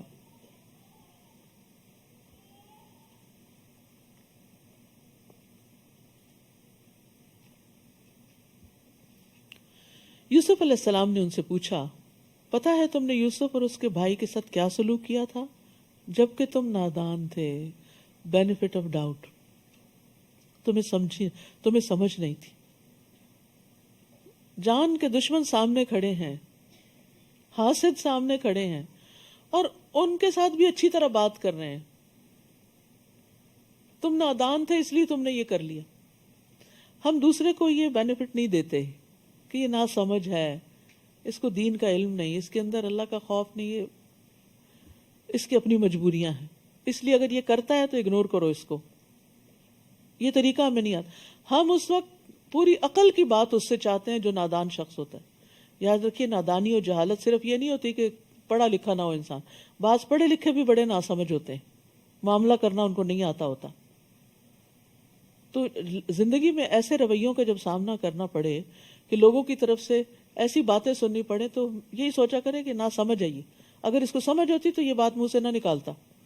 تو اس سے انسان کے اپنے اندر پھر وہ تکلیف کا لیول نہیں بڑھتا۔ نبی صلی اللہ علیہ وسلم نے فرمایا سختی، اکھڑ پن جس چیز میں ہوگا اسے بدنما کر دے گا، اور بے شک اللہ بہت نرم خو ہے، نرمی کو پسند کرتا ہے۔ تو لوگوں کے تلخ رویوں کے مقابلے میں نرمی اختیار کرنی چاہیے، اور نرمی پہ اللہ تعالیٰ اتنا عطا کرتا ہے جو سختی پر عطا نہیں کرتا۔ وہ چونک کے بولے کیا تم ہی یوسف ہو؟ یوسف نے کہا ہاں میں ہی یوسف ہوں، اور یہ میرا بھائی ہے بنیامین۔ اللہ نے ہم پر بہت بڑا احسان فرمایا ہے۔ قد من اللہ علینا انہ من یتق ویصبر فإن اللہ لا یضیع اجر المحسنین، کیونکہ جو اس سے ڈرتا ہے اور صبر کرتا ہے، تقوی اور صبر کامیابی کی کنجیاں، تو اللہ نیکی کرنے والوں کا اجر ضائع نہیں کرتا۔ تو اللہ نیکی کرنے والوں کا اجر ضائع نہیں کرتا۔ یہ ہے تقوی اور صبر کے ثمرات۔ سبحان اللہ۔ تو یوسف علیہ السلام کے اندر 3 کوالٹیز بڑی نمایاں ہیں۔ تقوی، اللہ کا ڈر جس نے انہیں ہر جگہ غلط قدم اٹھانے سے بچایا۔ صبر، مشکل سے مشکل حالات میں کوئی شکوہ شکایت نہیں، اللہ کی اطاعت پہ قائم رہے۔ اور تیسرے احسان، نیکی کے درجے پہ قائم رہے۔ یہی چیزیں ہمیں اپنی زندگی میں اختیار کر لینی چاہیے۔ وہ کہنے لگے اللہ نے آپ کو ہم پر فضیلت بخشی ہے اور ہم ہی خطا کار تھے۔ یوسف نے کہا آج تم پر کوئی گرفت نہیں، اللہ تمہیں معاف کر دے، وہ سب سے بڑھ کر رحم فرمانے والا ہے۔ لا تسریب، کیا مطلب ہے؟ آج کے بعد تم پہ نہ کوئی آر ہوگی نہ کوئی تان و تشنی۔ یہ ہوتا ہے معاف کرنا، تسریب، لا تسریب۔ ایک ہوتا ہے معاف کر کے کہنا میں نے معاف کیا، پھر جب وہ پرانا قصہ دہرایا گیا تو پھر 2-4 سنا دی، یہ معاف کرنا نہیں ہوتا۔ لا تسریب کا مطلب یہ ہے کہ میں آج کے بعد اس بات کو دہراؤں گا بھی نہیں، اس کا مینشن بھی نہیں کروں گا کہ تم نے میرے ساتھ یہ کیا تھا، تمہارے اس جرم کا ذکر ہی نہیں کروں گا۔ لا تسریب علیکم اليوم۔ اور یہی بات تھی جو نبی صلی اللہ علیہ وسلم نے مکہ والوں سے کہی تھی جب مکہ فتح کر لیا تھا، جب آپ فاتح تھے، جب آپ انتقام لے سکتے تھے، تو آپ نے فرمایا لا تسریب علیکم اليوم۔ تو خطا کاروں سے درگزر کرنا انبیاء کی صفت ہے، اور اس معاملے میں بھی ہمیں ان کی پیروی کرنی چاہیے، اور درگزر کرنے سے عزت میں ہی اضافہ ہوتا ہے۔ فاعفو یعزکم اللہ، درگزر کی رسول اللہ صلی اللہ علیہ وسلم نے فرمایا درگزر کیا کرو، اللہ تمہیں عزت عطا کرے گا۔ اب یوسف علیہ السلام بھائیوں سے کہتے ہیں یہ میری قمیص لے جاؤ اور اسے میرے والد کے چہرے پہ ڈال دینا، قمیص دیکھ کے ہی غم کا آغاز ہوا تھا، قمیص پہ جو جھوٹ موٹ کا خون تھا، اور قمیص ہی اس بیماری کا علاج بن گئی. کہتے ہیں نا زہر کو زہر مارتا ہے. بعض اوقات اسی چیز کے اندر ہی انسان کا فائدہ بھی ہوتا ہے جس سے انسان کو نقصان پہنچاتا ہے. یاد رکھیے کہ ہم جب کسی چیز سے کسی انسان سے کبھی کوئی تکلیف اٹھاتے ہیں یا تو ہم اس کی خیر سے بالکل مایوس ہو جاتے ہیں، معاف نہیں کرتے. نتیجہ کیا ہوتا ہے کہ وہ اس کی خوبیاں جو ہوتی ہیں وہ بھی ہمارے لیے خرابیاں بن جاتی ہیں. لیکن اگر آپ درگزر سے کام لیں، اپنے بچے کو، اپنی بہو کو، اپنے بہن بھائی کو معاف کر دیں، کل کسی مصیبت کے وقت وہ اس طرح آپ کے کام آتا ہے کہ کوئی اور نہیں آتا، وہی آپ کا مددگار بن جاتا ہے. اور یہ معاف کرنے کے فوائد میں سے ہے. یہ میری قمیص لے جاؤ، اسے میرے والد کے چہرے پہ ڈال دینا، وہ بینا ہو جائیں گے، اور انہیں لے کر تم سب اہل و عیال سمیت میرے پاس آ جاؤ. جب یہ قافلہ مصر سے روانہ ہوا تو اس وقت ان کے باپ یعقوب نے کہا، اگر تم مجھے یہ نہ کہو کہ بوڑھا سٹھیا گیا ہے تو میں یوسف کی خوشبو محسوس کر رہا ہوں. یہ بھی اللہ کے اذن سے. یوسف چند میل دور کنویں میں تھے، خوشبو نہیں آئی، اللہ کا اذن نہیں تھا. اور ابھی قافلہ مصر سے نکلا ہی ہے تو یہاں خوشبو آ رہی ہے. یہ ہم سب کے ایسے ایکسپیرینسز ہوتے ہیں. تو اس میں یہ سب بھی اللہ کے اذن سے ہوتا ہے، کسی انسان کا کمال نہیں ہوتا. کبھی آپ کو کوئی مسئلہ پیش آنے والا ہوتا ہے، پہلے سے آپ سینس کر لیتے ہیں یہ ہونے لگا، تو اس کو یہ نہ سمجھے کہ میں غیب کلمہ، میں بڑا کوئی ولی اللہ ہوں کہ میرے ساتھ یہ ہو رہا ہے.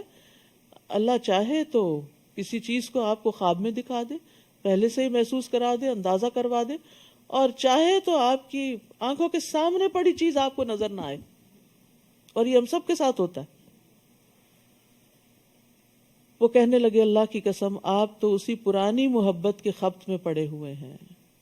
پھر جب خوشخبری لانے والا آ گیا، اس نے قمیص یعقوب کے چہرے پہ ڈالی، فوراً بینا ہو گئے. کہنے لگے، میں نے تم سے کہا نہ تھا کہ میں اللہ سے وہ کچھ جانتا ہوں جو تم نہیں جانتے. وہ کہنے لگے، ابا جان ہمارے لیے ہمارے گناہوں کی معافی مانگیے. واقعی ہم خطا کار تھے. وی ور رانگ. تو توبہ استغفار کے لیے بڑا ضروری ہوتا ہے کہ انسان کہ میری غلطی تھی، لا الہ الا انت سبحانک انی کنت من الظالمین، میں نے غلطی کی تو مجھے معاف کر دے. یعقوب نے کہا، میں عنقریب اپنے رب سے تمہارے لیے معافی مانگوں گا، رات کے پچھلے پہر، کیونکہ وہ بالاسحار ہم یستغفرون، سحری کے وقت وہ استغفار کرتے ہیں. سحری کے وقت آ رہے ہیں، سحری کے دن، ٹھیک ہے، تو استغفار کرنا نہ بھولیں اس وقت، کیونکہ اس وقت کی استغفار خاص طور پہ قبول ہوتی ہے. میں اپنے رب سے تمہارے لیے معافی مانگوں گا، وہ یقیناً معاف کر دینے والا اور رحم کرنے والا ہے.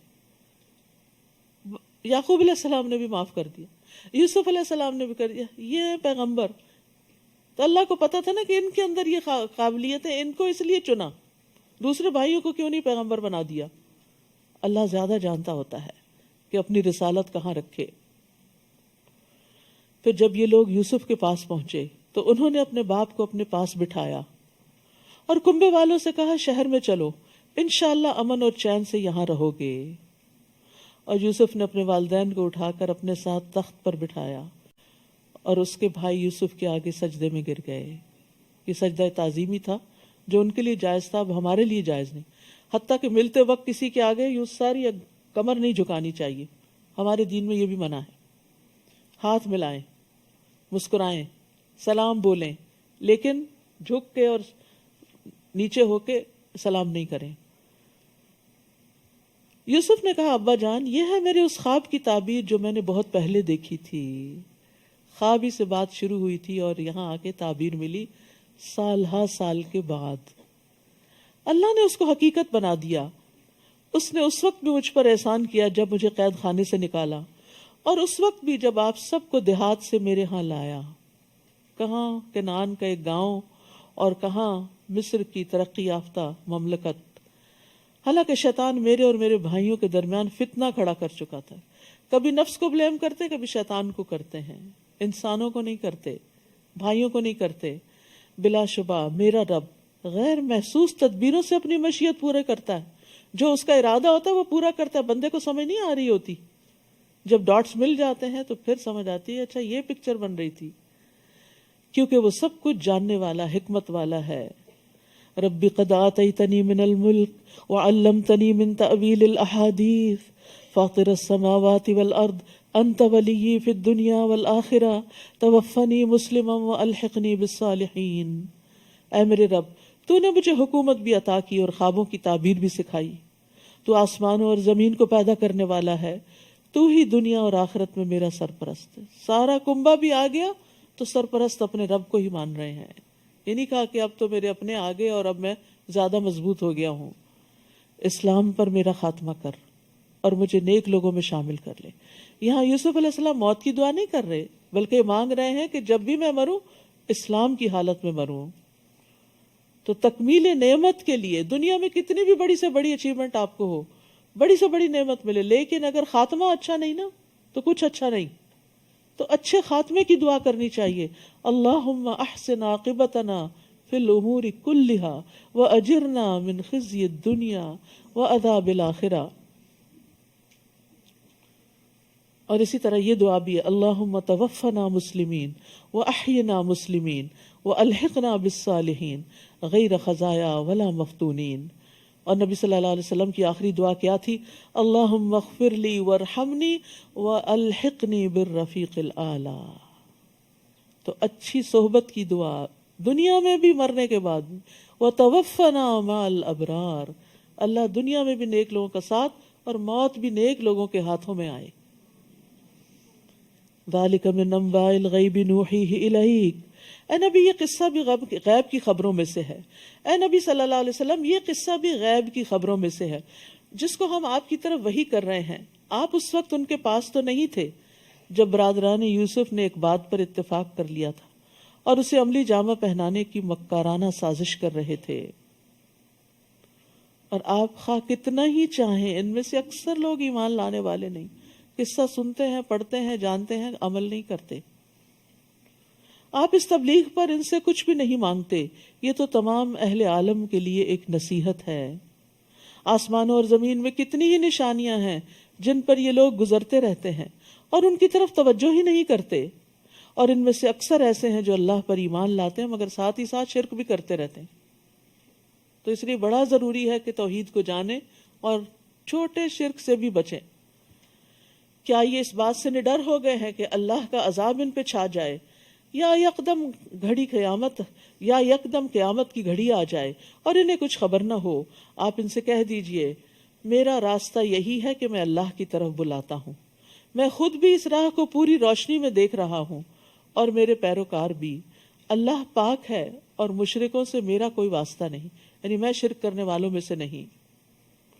آپ سے پہلے ہم نے جتنے رسول بھیجے وہ سب مرد ہی تھے، یعنی عورتیں رسول نہیں بنا کر بھیجی گئیں، ایک بھاری ذمہ داری ہوتی ہے، تو اس لیے مردوں ہی کو رسول بنا کر بھیجا گیا، اور انہی بستیوں کے رہنے والے۔ دوسرا یہ کہ انہی کی قوم کے اندر سے اٹھائے گئے جن کی طرف ہم وحی کرتے رہے۔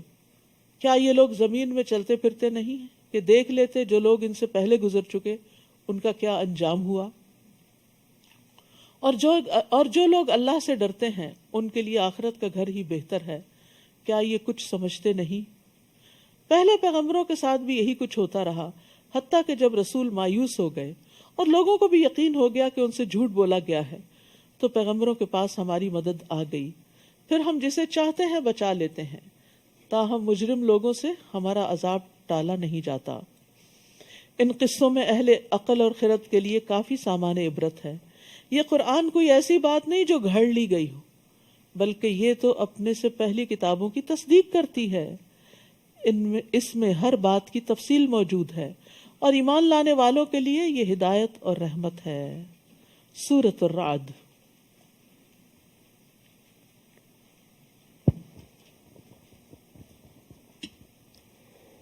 اعوذ باللہ من الشیطان الرجیم، بسم اللہ الرحمن الرحیم، الف لام میم را، الكتاب والذي أنزل إليك من ربك الحق ولكن أكثر الناس لا يؤمنون الله الذي رفع السماوات بغير عمد ترونها ثم استوى على العرش وسخر الشمس والقمر كل يجري لأجل مسمى يدبر الأمر يفصل الآيات لعلكم بلقاء ربكم توقنون.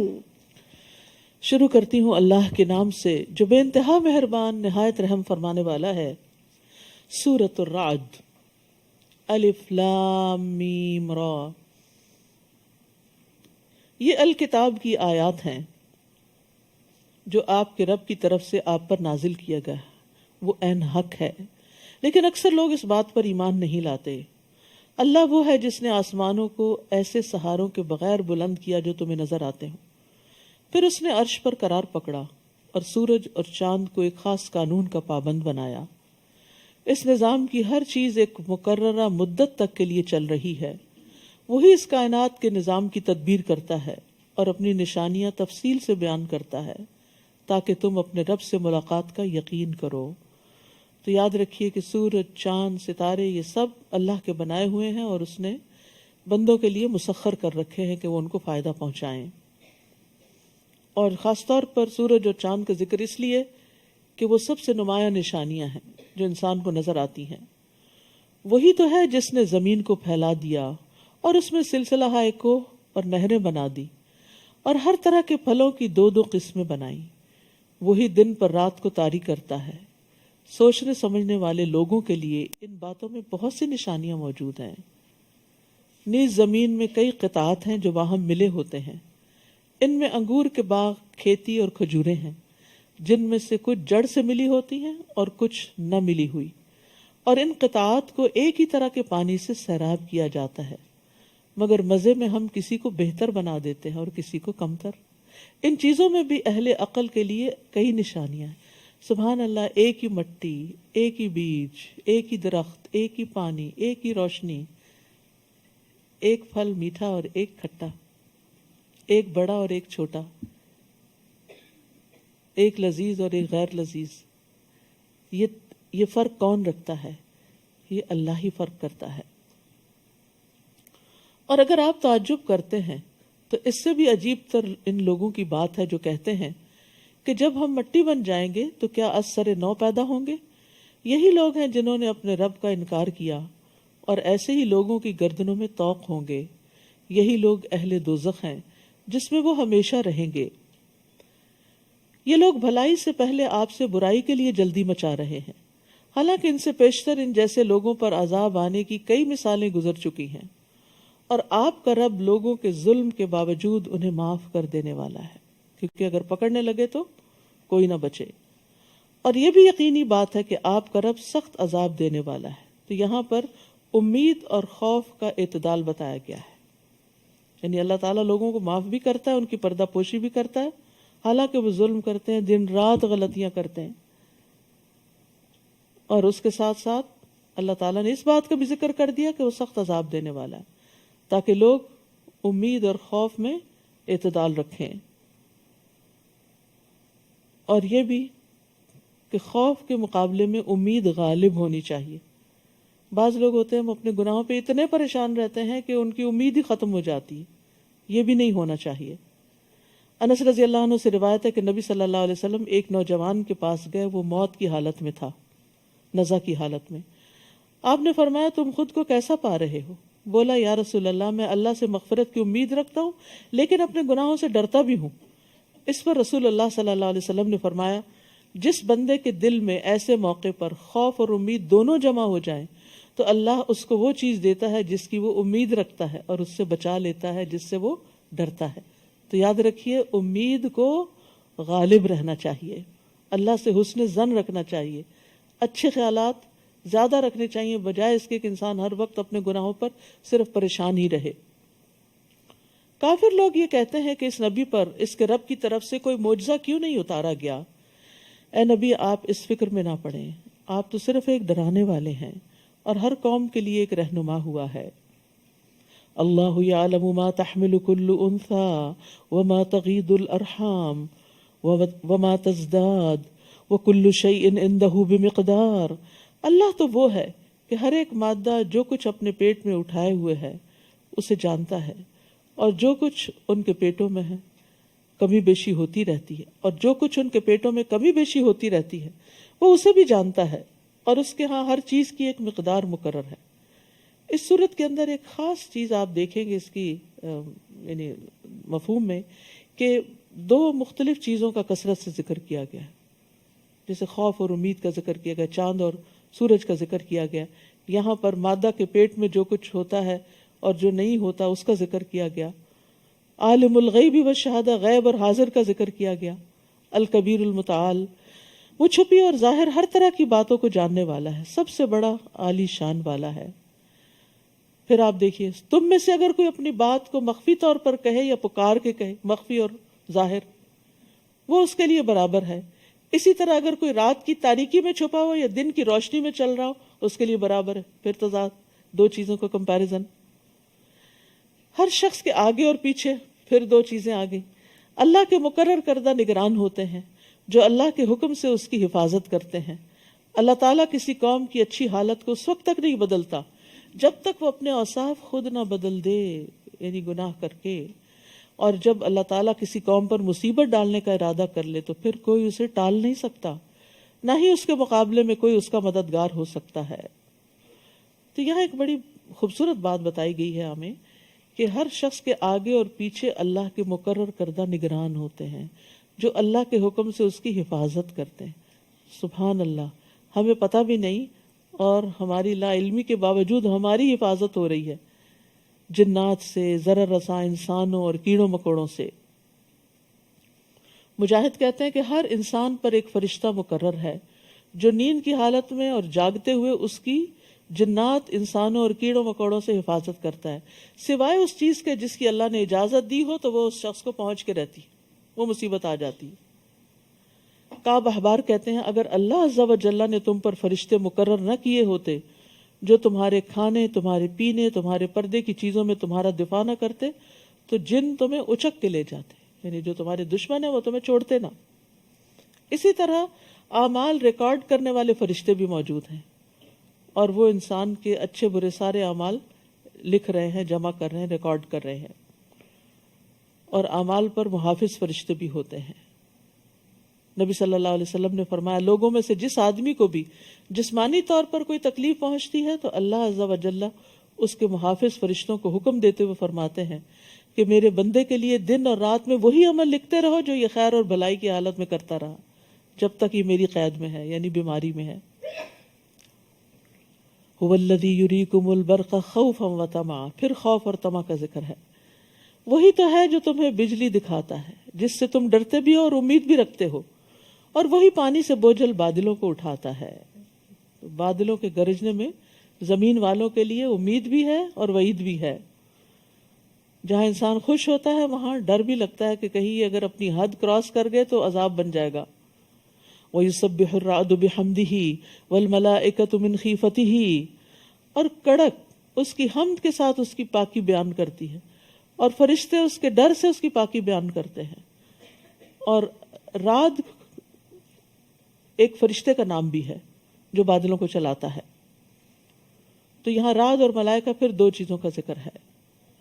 وہی گرنے والی بجلیاں بھیجتا ہے جو اس پر ہی گرتی ہیں جس پر وہ چاہتا ہے، درحالے کہ وہ اللہ کے بارے میں جھگڑا کر رہے ہوتے ہیں، فی الواقع اس کی تدبیر بڑی زبردست ہے۔ لہو دعوت الحق والذین یدعون من دونہ لا یستجیبون لہم بشیء الا کباسط کفیہ الی الماء لیبلغ فاہ وما هو ببالغہ وما دعاء الکافرین الا فی ضلال۔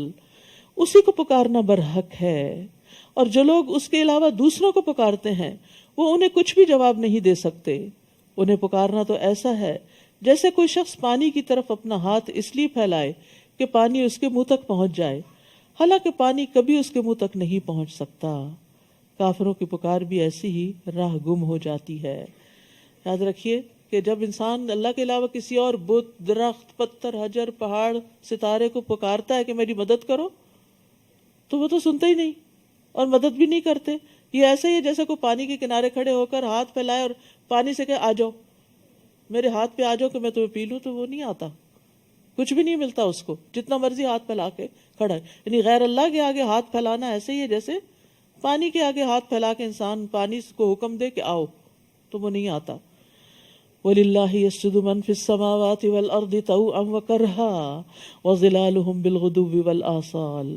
آسمانوں اور زمین میں جتنی بھی چیزیں ہیں چاروں ناچار اللہ کو سجدہ کر رہی ہیں، اسی طرح ان کے سائے صبح و شام سجدہ ریز ہوتے ہیں۔ طَوْعًا وَكَرْهًا، پھر کمپیریزن۔ تو اس آیت میں سجدے کی حکمت بیان کی گئی ہے۔ آپ ان سے پوچھئے آسمانوں اور زمین میں رب کون ہے؟ آپ ان سے پوچھئے آسمانوں اور زمین کا رب کون ہے؟ کہہ دیجئے اللہ۔ پھر کہیے کیا تم نے ایسے معبودوں کو اپنا کارساز بنا لیا ہے جو اپنے بھی نفع و نقصان کا اختیار نہیں رکھتے؟ پھر پوچھئے کیا بینا اور نابینا برابر ہو سکتے ہیں؟ پھر کمپیریزن۔ کیا اندھیرے اور روشنی برابر ہو سکتے ہیں؟ پھر دو چیزیں، یا جنہیں ان لوگوں نے اللہ کا شریک بنا رکھا ہے، انہوں نے بھی اللہ کی مخلوق کی طرح کوئی مخلوق پیدا کی ہے جو ان پہ مشتبہ ہو گئی ہے۔ آپ کہیے کہ ہر چیز کا پیدا کرنے والا وہ اکیلا ہے، زبردست ہے، اللہ ہی ہے، اللہ ہی ہر چیز کا پیدا کرنے والا ہے اور وہ اکیلا ہے، زبردست ہے۔ اسی نے آسمان سے پانی برسایا جس سے وادیاں اپنی اپنی وسعت کے مطابق بہنے لگیں، پھر نالے پر پھولا ہوا جھاگ آ گیا، اور جس چیز کو وہ زیور یا کوئی اور سامان بنانے کے لیے آگ میں تپاتے ہیں اس میں بھی ایسا ہی جھاگ ہوتا ہے۔ اسی طرح اللہ حق اور باطل کی مثال بیان فرماتا ہے۔ جو جھاگ ہے وہ سوکھ کر زائل ہو جاتا ہے، اور جو چیز لوگوں کو فائدہ دیتی ہے وہ پانی زمین میں رہ جاتا ہے۔ اسی طرح اللہ تعالیٰ لوگوں کو سمجھانے کے لیے مثال بیان کرتا ہے۔ تو اللہ سبحانہ تعالیٰ نے آسمان سے پانی برسایا، یعنی وحی اتاری، اور پھر بارش سے وادیاں بہ نکلی، تو اس وحی الہی سے دلوں نے اپنی اپنی وسعت کے مطابق علم لے لیا اور پھر اس کو آگے لے چلے، وادیاں بہ نکلی۔ تو اللہ تعالیٰ جب آسمان سے وحی اتارتا ہے، علم شرعی اتارتا ہے، تو اس کی مثال نازل شدہ پانی کی طرح ہے، کیونکہ علم سے دلوں کی زندگی ہے۔ جب آپ علم کی مجلس میں آتے ہیں تو دل کی حالت اور ہوتی ہے، اور جاتے ہیں تو کچھ اور ہو چکی ہوتی ہے۔ جس طرح پانی جسم کے لیے ضروری ہے، زندگی ہے، اسی طرح علم روح کے لیے ضروری ہے۔ اور پھر کچھ لوگوں کے اندر خیر ہوتی ہے تو اس پانی کو اپنے اندر جذب کر لیتے ہیں، خود بھی اس سے فائدہ اٹھاتے ہیں اور دوسروں کو بھی فائدہ پہنچاتے ہیں۔ اسی طرح سونے چاندی کی میل کچیل کو بھی دور کیا جاتا ہے۔ جو خالص ہوتا ہے وہ فائدہ مند ہوتا ہے، جو جھاگ ہوتی ہے وہ ختم ہو جاتی ہے۔ اور سونا چاندی تپانے کے بعد خالص ہوتا ہے۔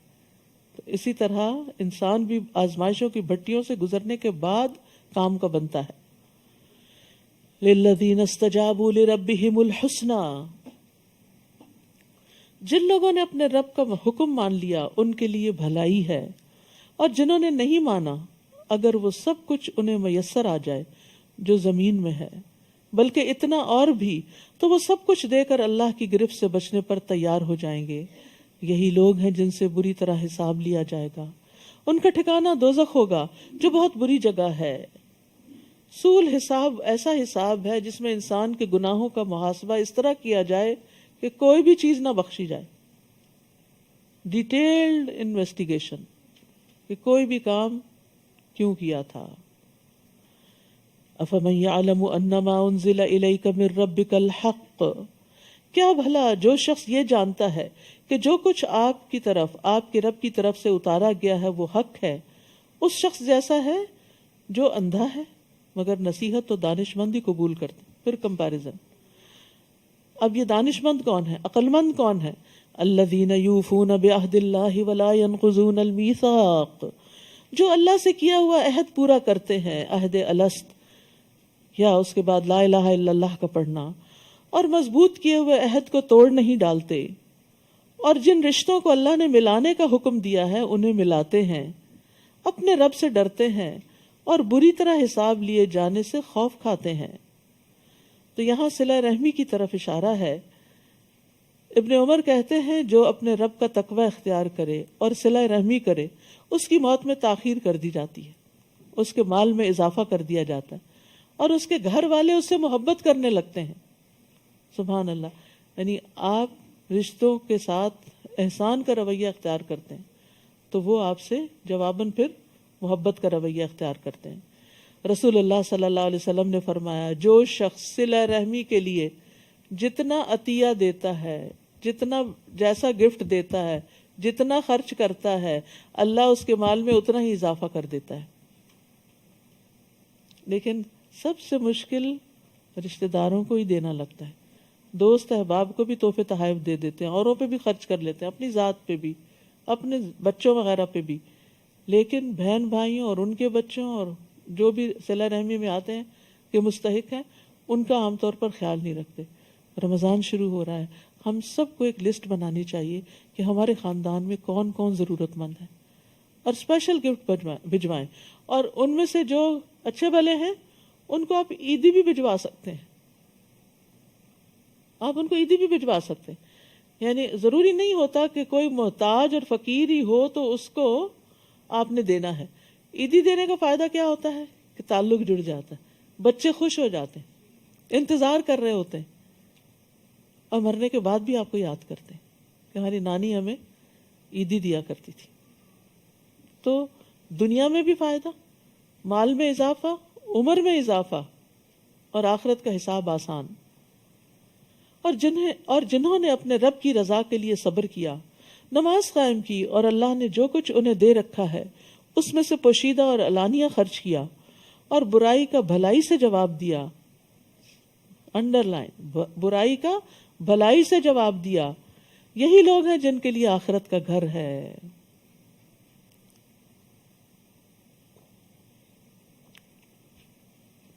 بدسلوکی کے مقابلے میں حسن سلوک۔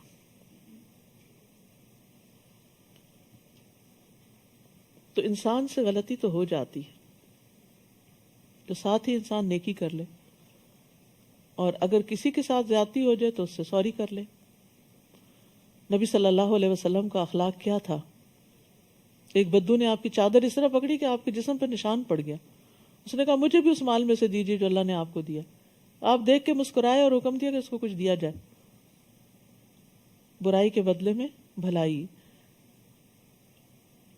جنات و عدن یدخلونا، ایسا کرنے والے بہت زبردست سودا کر رہے ہیں، وہ ہمیشہ قائم رہنے والے باغوں میں داخل ہوں گے، اور ان کے ساتھ ان کے آبا و اجداد، ان کی بیویوں اور ان کی اولاد میں سے جو نیک ہوں گے وہ بھی داخل ہوں گے، اور فرشتے جنت کے ہر دروازے سے ان کے استقبال کو آئیں گے، صبح و شام ان کو سلام کریں گے، آ کے سلام علیکم بما صبرتم فنعم عقبی الدار، کہیں گے تم پر سلامتی ہو کیونکہ تم نے دنیا میں مصیبتوں پر صبر کیا، صبر کا بدلہ جنت ہے۔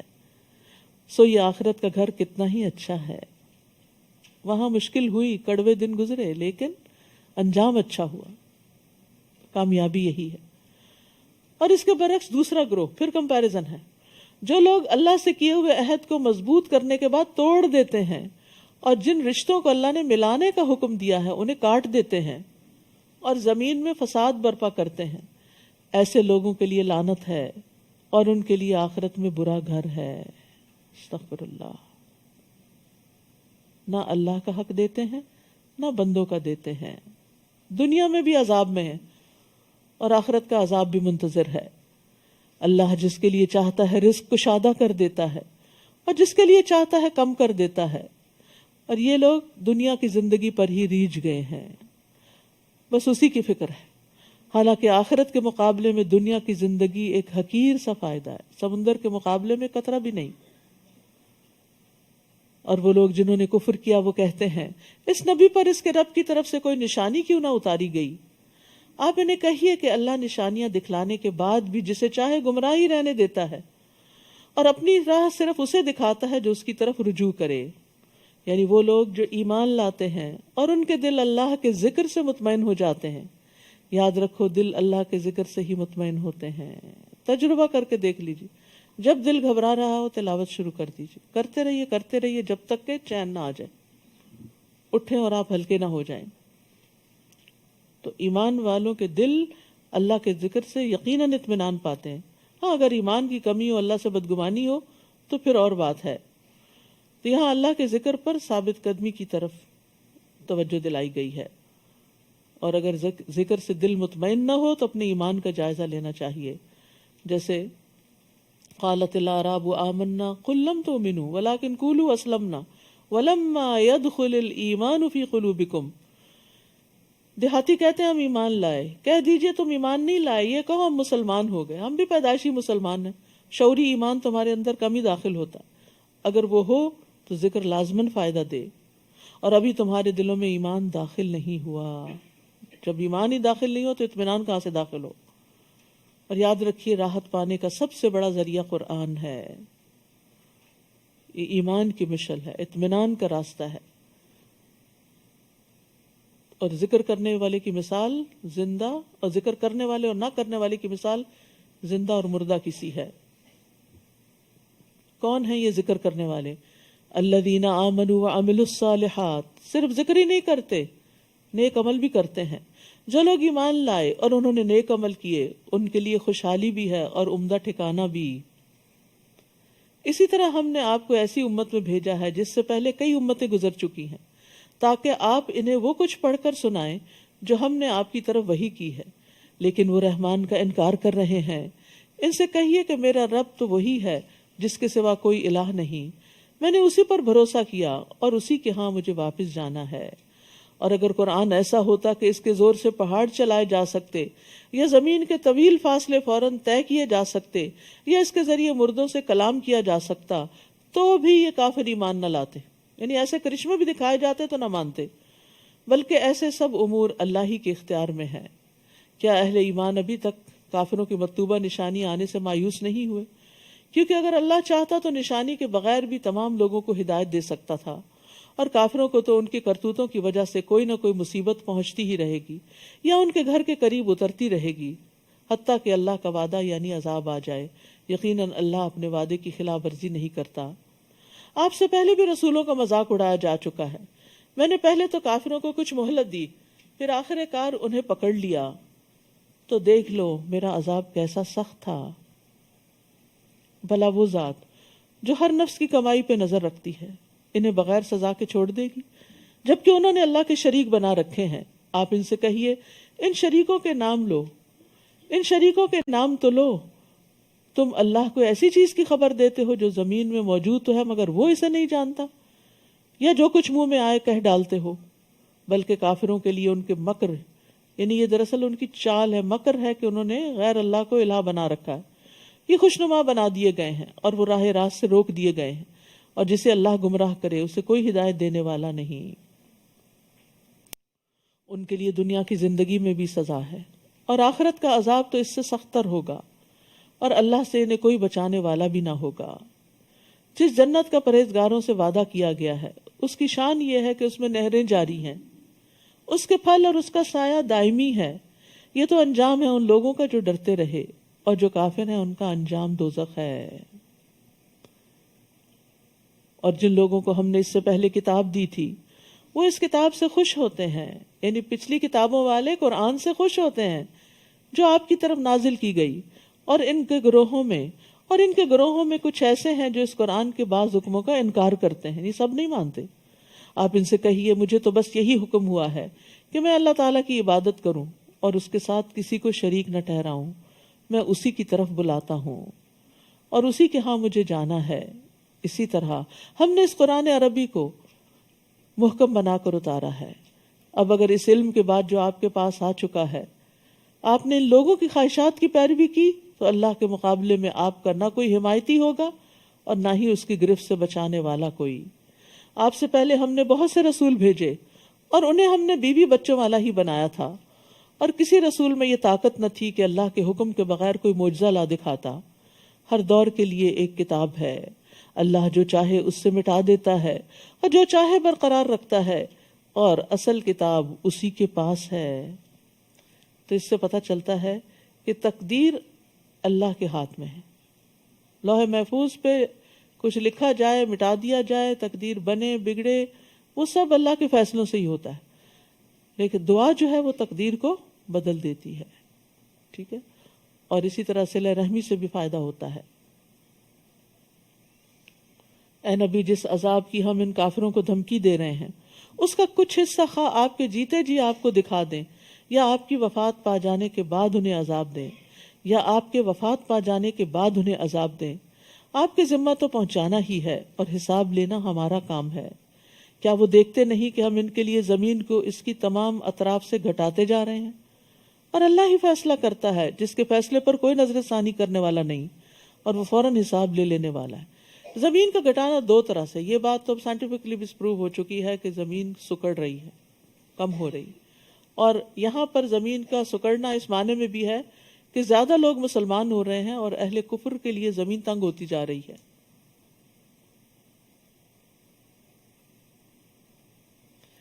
جو لوگ ان سے پہلے گزر چکے ہیں وہ بھی بڑی چالیں چل چکے ہیں، مگر چال تو پوری کی پوری اللہ کے پاس ہے۔ وہ جانتا ہے ہر شخص کیا کچھ کر رہا ہے، اور جلد ہی انکار کرنے والوں کو معلوم ہو جائے گا کہ آخرت کا گھر کس کے لیے ہے، کہ آخرت کا گھر کس کے لیے ہے، یعنی آنکھیں بند ہوتے ہی حقیقت سامنے آ جائے گی۔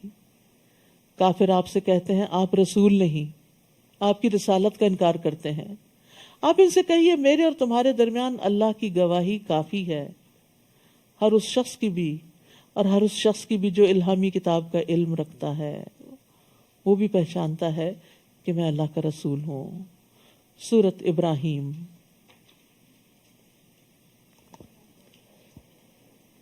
بسم اللہ الرحمن الرحیم۔ الف لام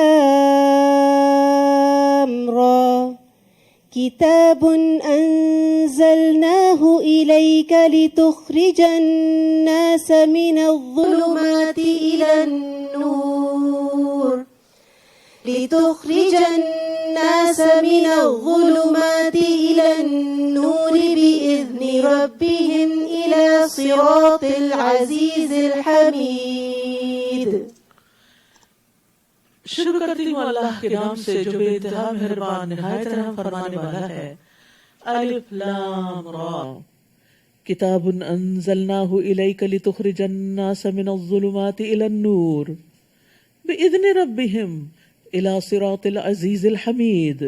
الف لام را، یہ کتاب ہم نے آپ کی طرف اس لیے اتاری ہے کہ آپ لوگوں کو اندھیروں سے نکال کر روشنی کی طرف لائیں۔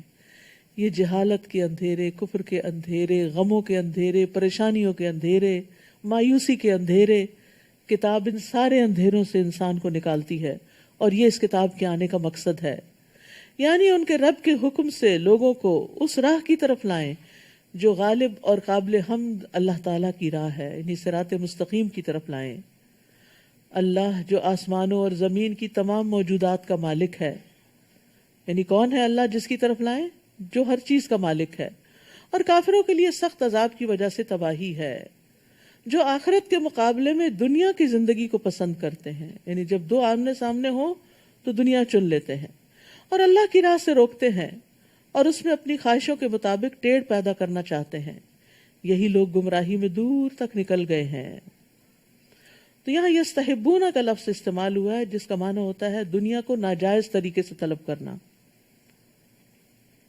تو جو شخص بھی آخرت کی نعمتوں کے مقابلے میں دنیا اور اس کی زینت کو ترجیح دیتا ہے، دنیا کی نعمتوں میں زندہ رہنا چاہتا ہے، اس کو پسند کرتا ہے، اور اس کے ساتھ ساتھ اللہ کی طرف جانے سے لوگوں کو روکتا ہے، کیونکہ جو خود دنیا سے محبت رکھتے ہیں، جن کا مقصد دنیا ہی دنیا ہوتا ہے، وہ اگر کسی کو دیکھیں کہ وہ دنیا سے ذرا کنارہ کشی کر کے اللہ کی طرف جا رہا ہے تو اس کے بھی پیچھے پڑ جاتے ہیں اور اس کو بھی روکتے ہیں۔ وما ارسلنا من رسول الا بلسان قومه، اور ہم نے جو بھی رسول بھیجا اس نے اپنی قوم کی زبان میں ہی پیغام دیا، تاکہ لینگویج بیریئر نہ ہو، تاکہ وہ ان کے لیے ہر بات واضح طور پر بیان کر سکے، میسج تھرو ہو جائے۔ پھر اللہ جسے چاہتا ہے گمراہ کرتا ہے اور جسے چاہتا ہے ہدایت دیتا ہے، اور وہ ہر چیز پر غالب اور حکمت والا ہے۔ اور ہم نے موسیٰ کو اپنے معجزے دے کر بھیجا اور حکم دیا کہ اپنی قوم کو اندھیروں سے نکال کر روشنی میں لاؤ، اور انہیں اللہ تعالیٰ کے ایام، واقعات عذاب الہی سے عبرت دلاؤ۔ ان واقعات میں ہر صبر اور شکر کرنے والے کے لیے بہت سے عبرت کے نشان ہیں، یعنی لکل صبار شکور، اور یہ جملہ کئی جگہ پر آیا ہے۔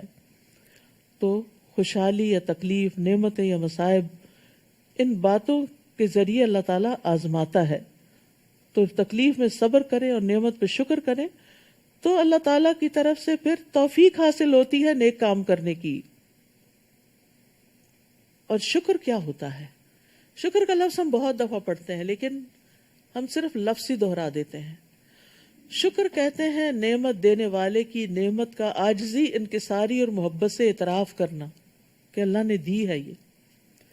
بس جو شخص، ابن قیم کہتے ہیں، جو شخص نعمت کو نہیں پہچانتا کہ یہ نعمت ہے، جیسے اسلام نعمت ہے یا کوئی تکلیف بھی نعمت ہے، بلیسنگ ان ڈسگائز، وہ اس سے جاہل ہے تو وہ اس کا شکر بھی ادا نہیں کرتا۔ اسی لیے مومن تکلیف میں بھی اللہ کا شکر ادا کرتا ہے کہ یہ بھی کسی فائدے کے لیے آئی ہے، یا تو دنیا کا کوئی ہوگا یا آخرت کے گناہ معاف ہوں گے۔ پھر وہ کہتے ہیں جو نعمت کو تو پہچانتا ہے لیکن اس نعمت کے دینے والے کو نہیں پہچانتا، یہ بھی شکر نہیں۔ پھر کہتے ہیں جو نعمت اور نعمت دینے والے کو پہچانتا ہے لیکن اس نعمت کا انکار کرتا ہے تو وہ بھی ناشکرا ہے۔ جو نعمت عطا کرنے والے کو پہچانتا ہے، اس کا اقرار بھی کرتا ہے، اس کا انکار نہیں کرتا، لیکن نعمت دینے والے کے لیے عاجزی اختیار نہیں کرتا، نہ اس سے محبت کرتا ہے، نہ اس سے راضی ہوتا ہے، وہ بھی شکر ادا نہیں کرتا۔ تو شکر کیا ہے؟ نعمت دینے والے کو پہچاننا، نعمت کا اقرار، نعمت دینے والے کے لیے عاجزی اختیار کرنا، اس سے محبت کرنا، اس سے راضی ہونا، اور اس نعمت کو دینے والے کی محبوب جگہ اور اس کی اطاعت کے کام میں خرچ کرنا۔ تو دراصل یہ ہے شکر، جسے شکر ادا کرنا کہتے ہیں۔ اور ایک کتاب ہے شکر گزار کہاں ہے، اس میں یہ پیسج پورا شکر کی تعریف میں لکھا ہوا ہے، اگر آپ لوگوں کو چاہیے۔ اور ویسے بھی شکر گزاری کے فائدے اس میں بہت سے پتہ چلتے ہیں، تو بک سٹور سے ضرور لیجیے، کیونکہ ایسی کتابیں جو ہیں وہ علم میں اضافہ کرتی ہیں اور علم روشنی ہوتی ہے، اور انسان اس سے پھر خیر اور بھلائی کی طرف جاتا ہے۔ اور خصوصاً شکر ادا کرنا جو انسان کو پازیٹیو بنا دیتا ہے۔ اور یاد کرو جب موسیٰ نے اپنی قوم سے کہا، اللہ کے اس احسان کو یاد کرو جو اس نے تم پر کیا، جب اس نے تمہیں فرعونیوں سے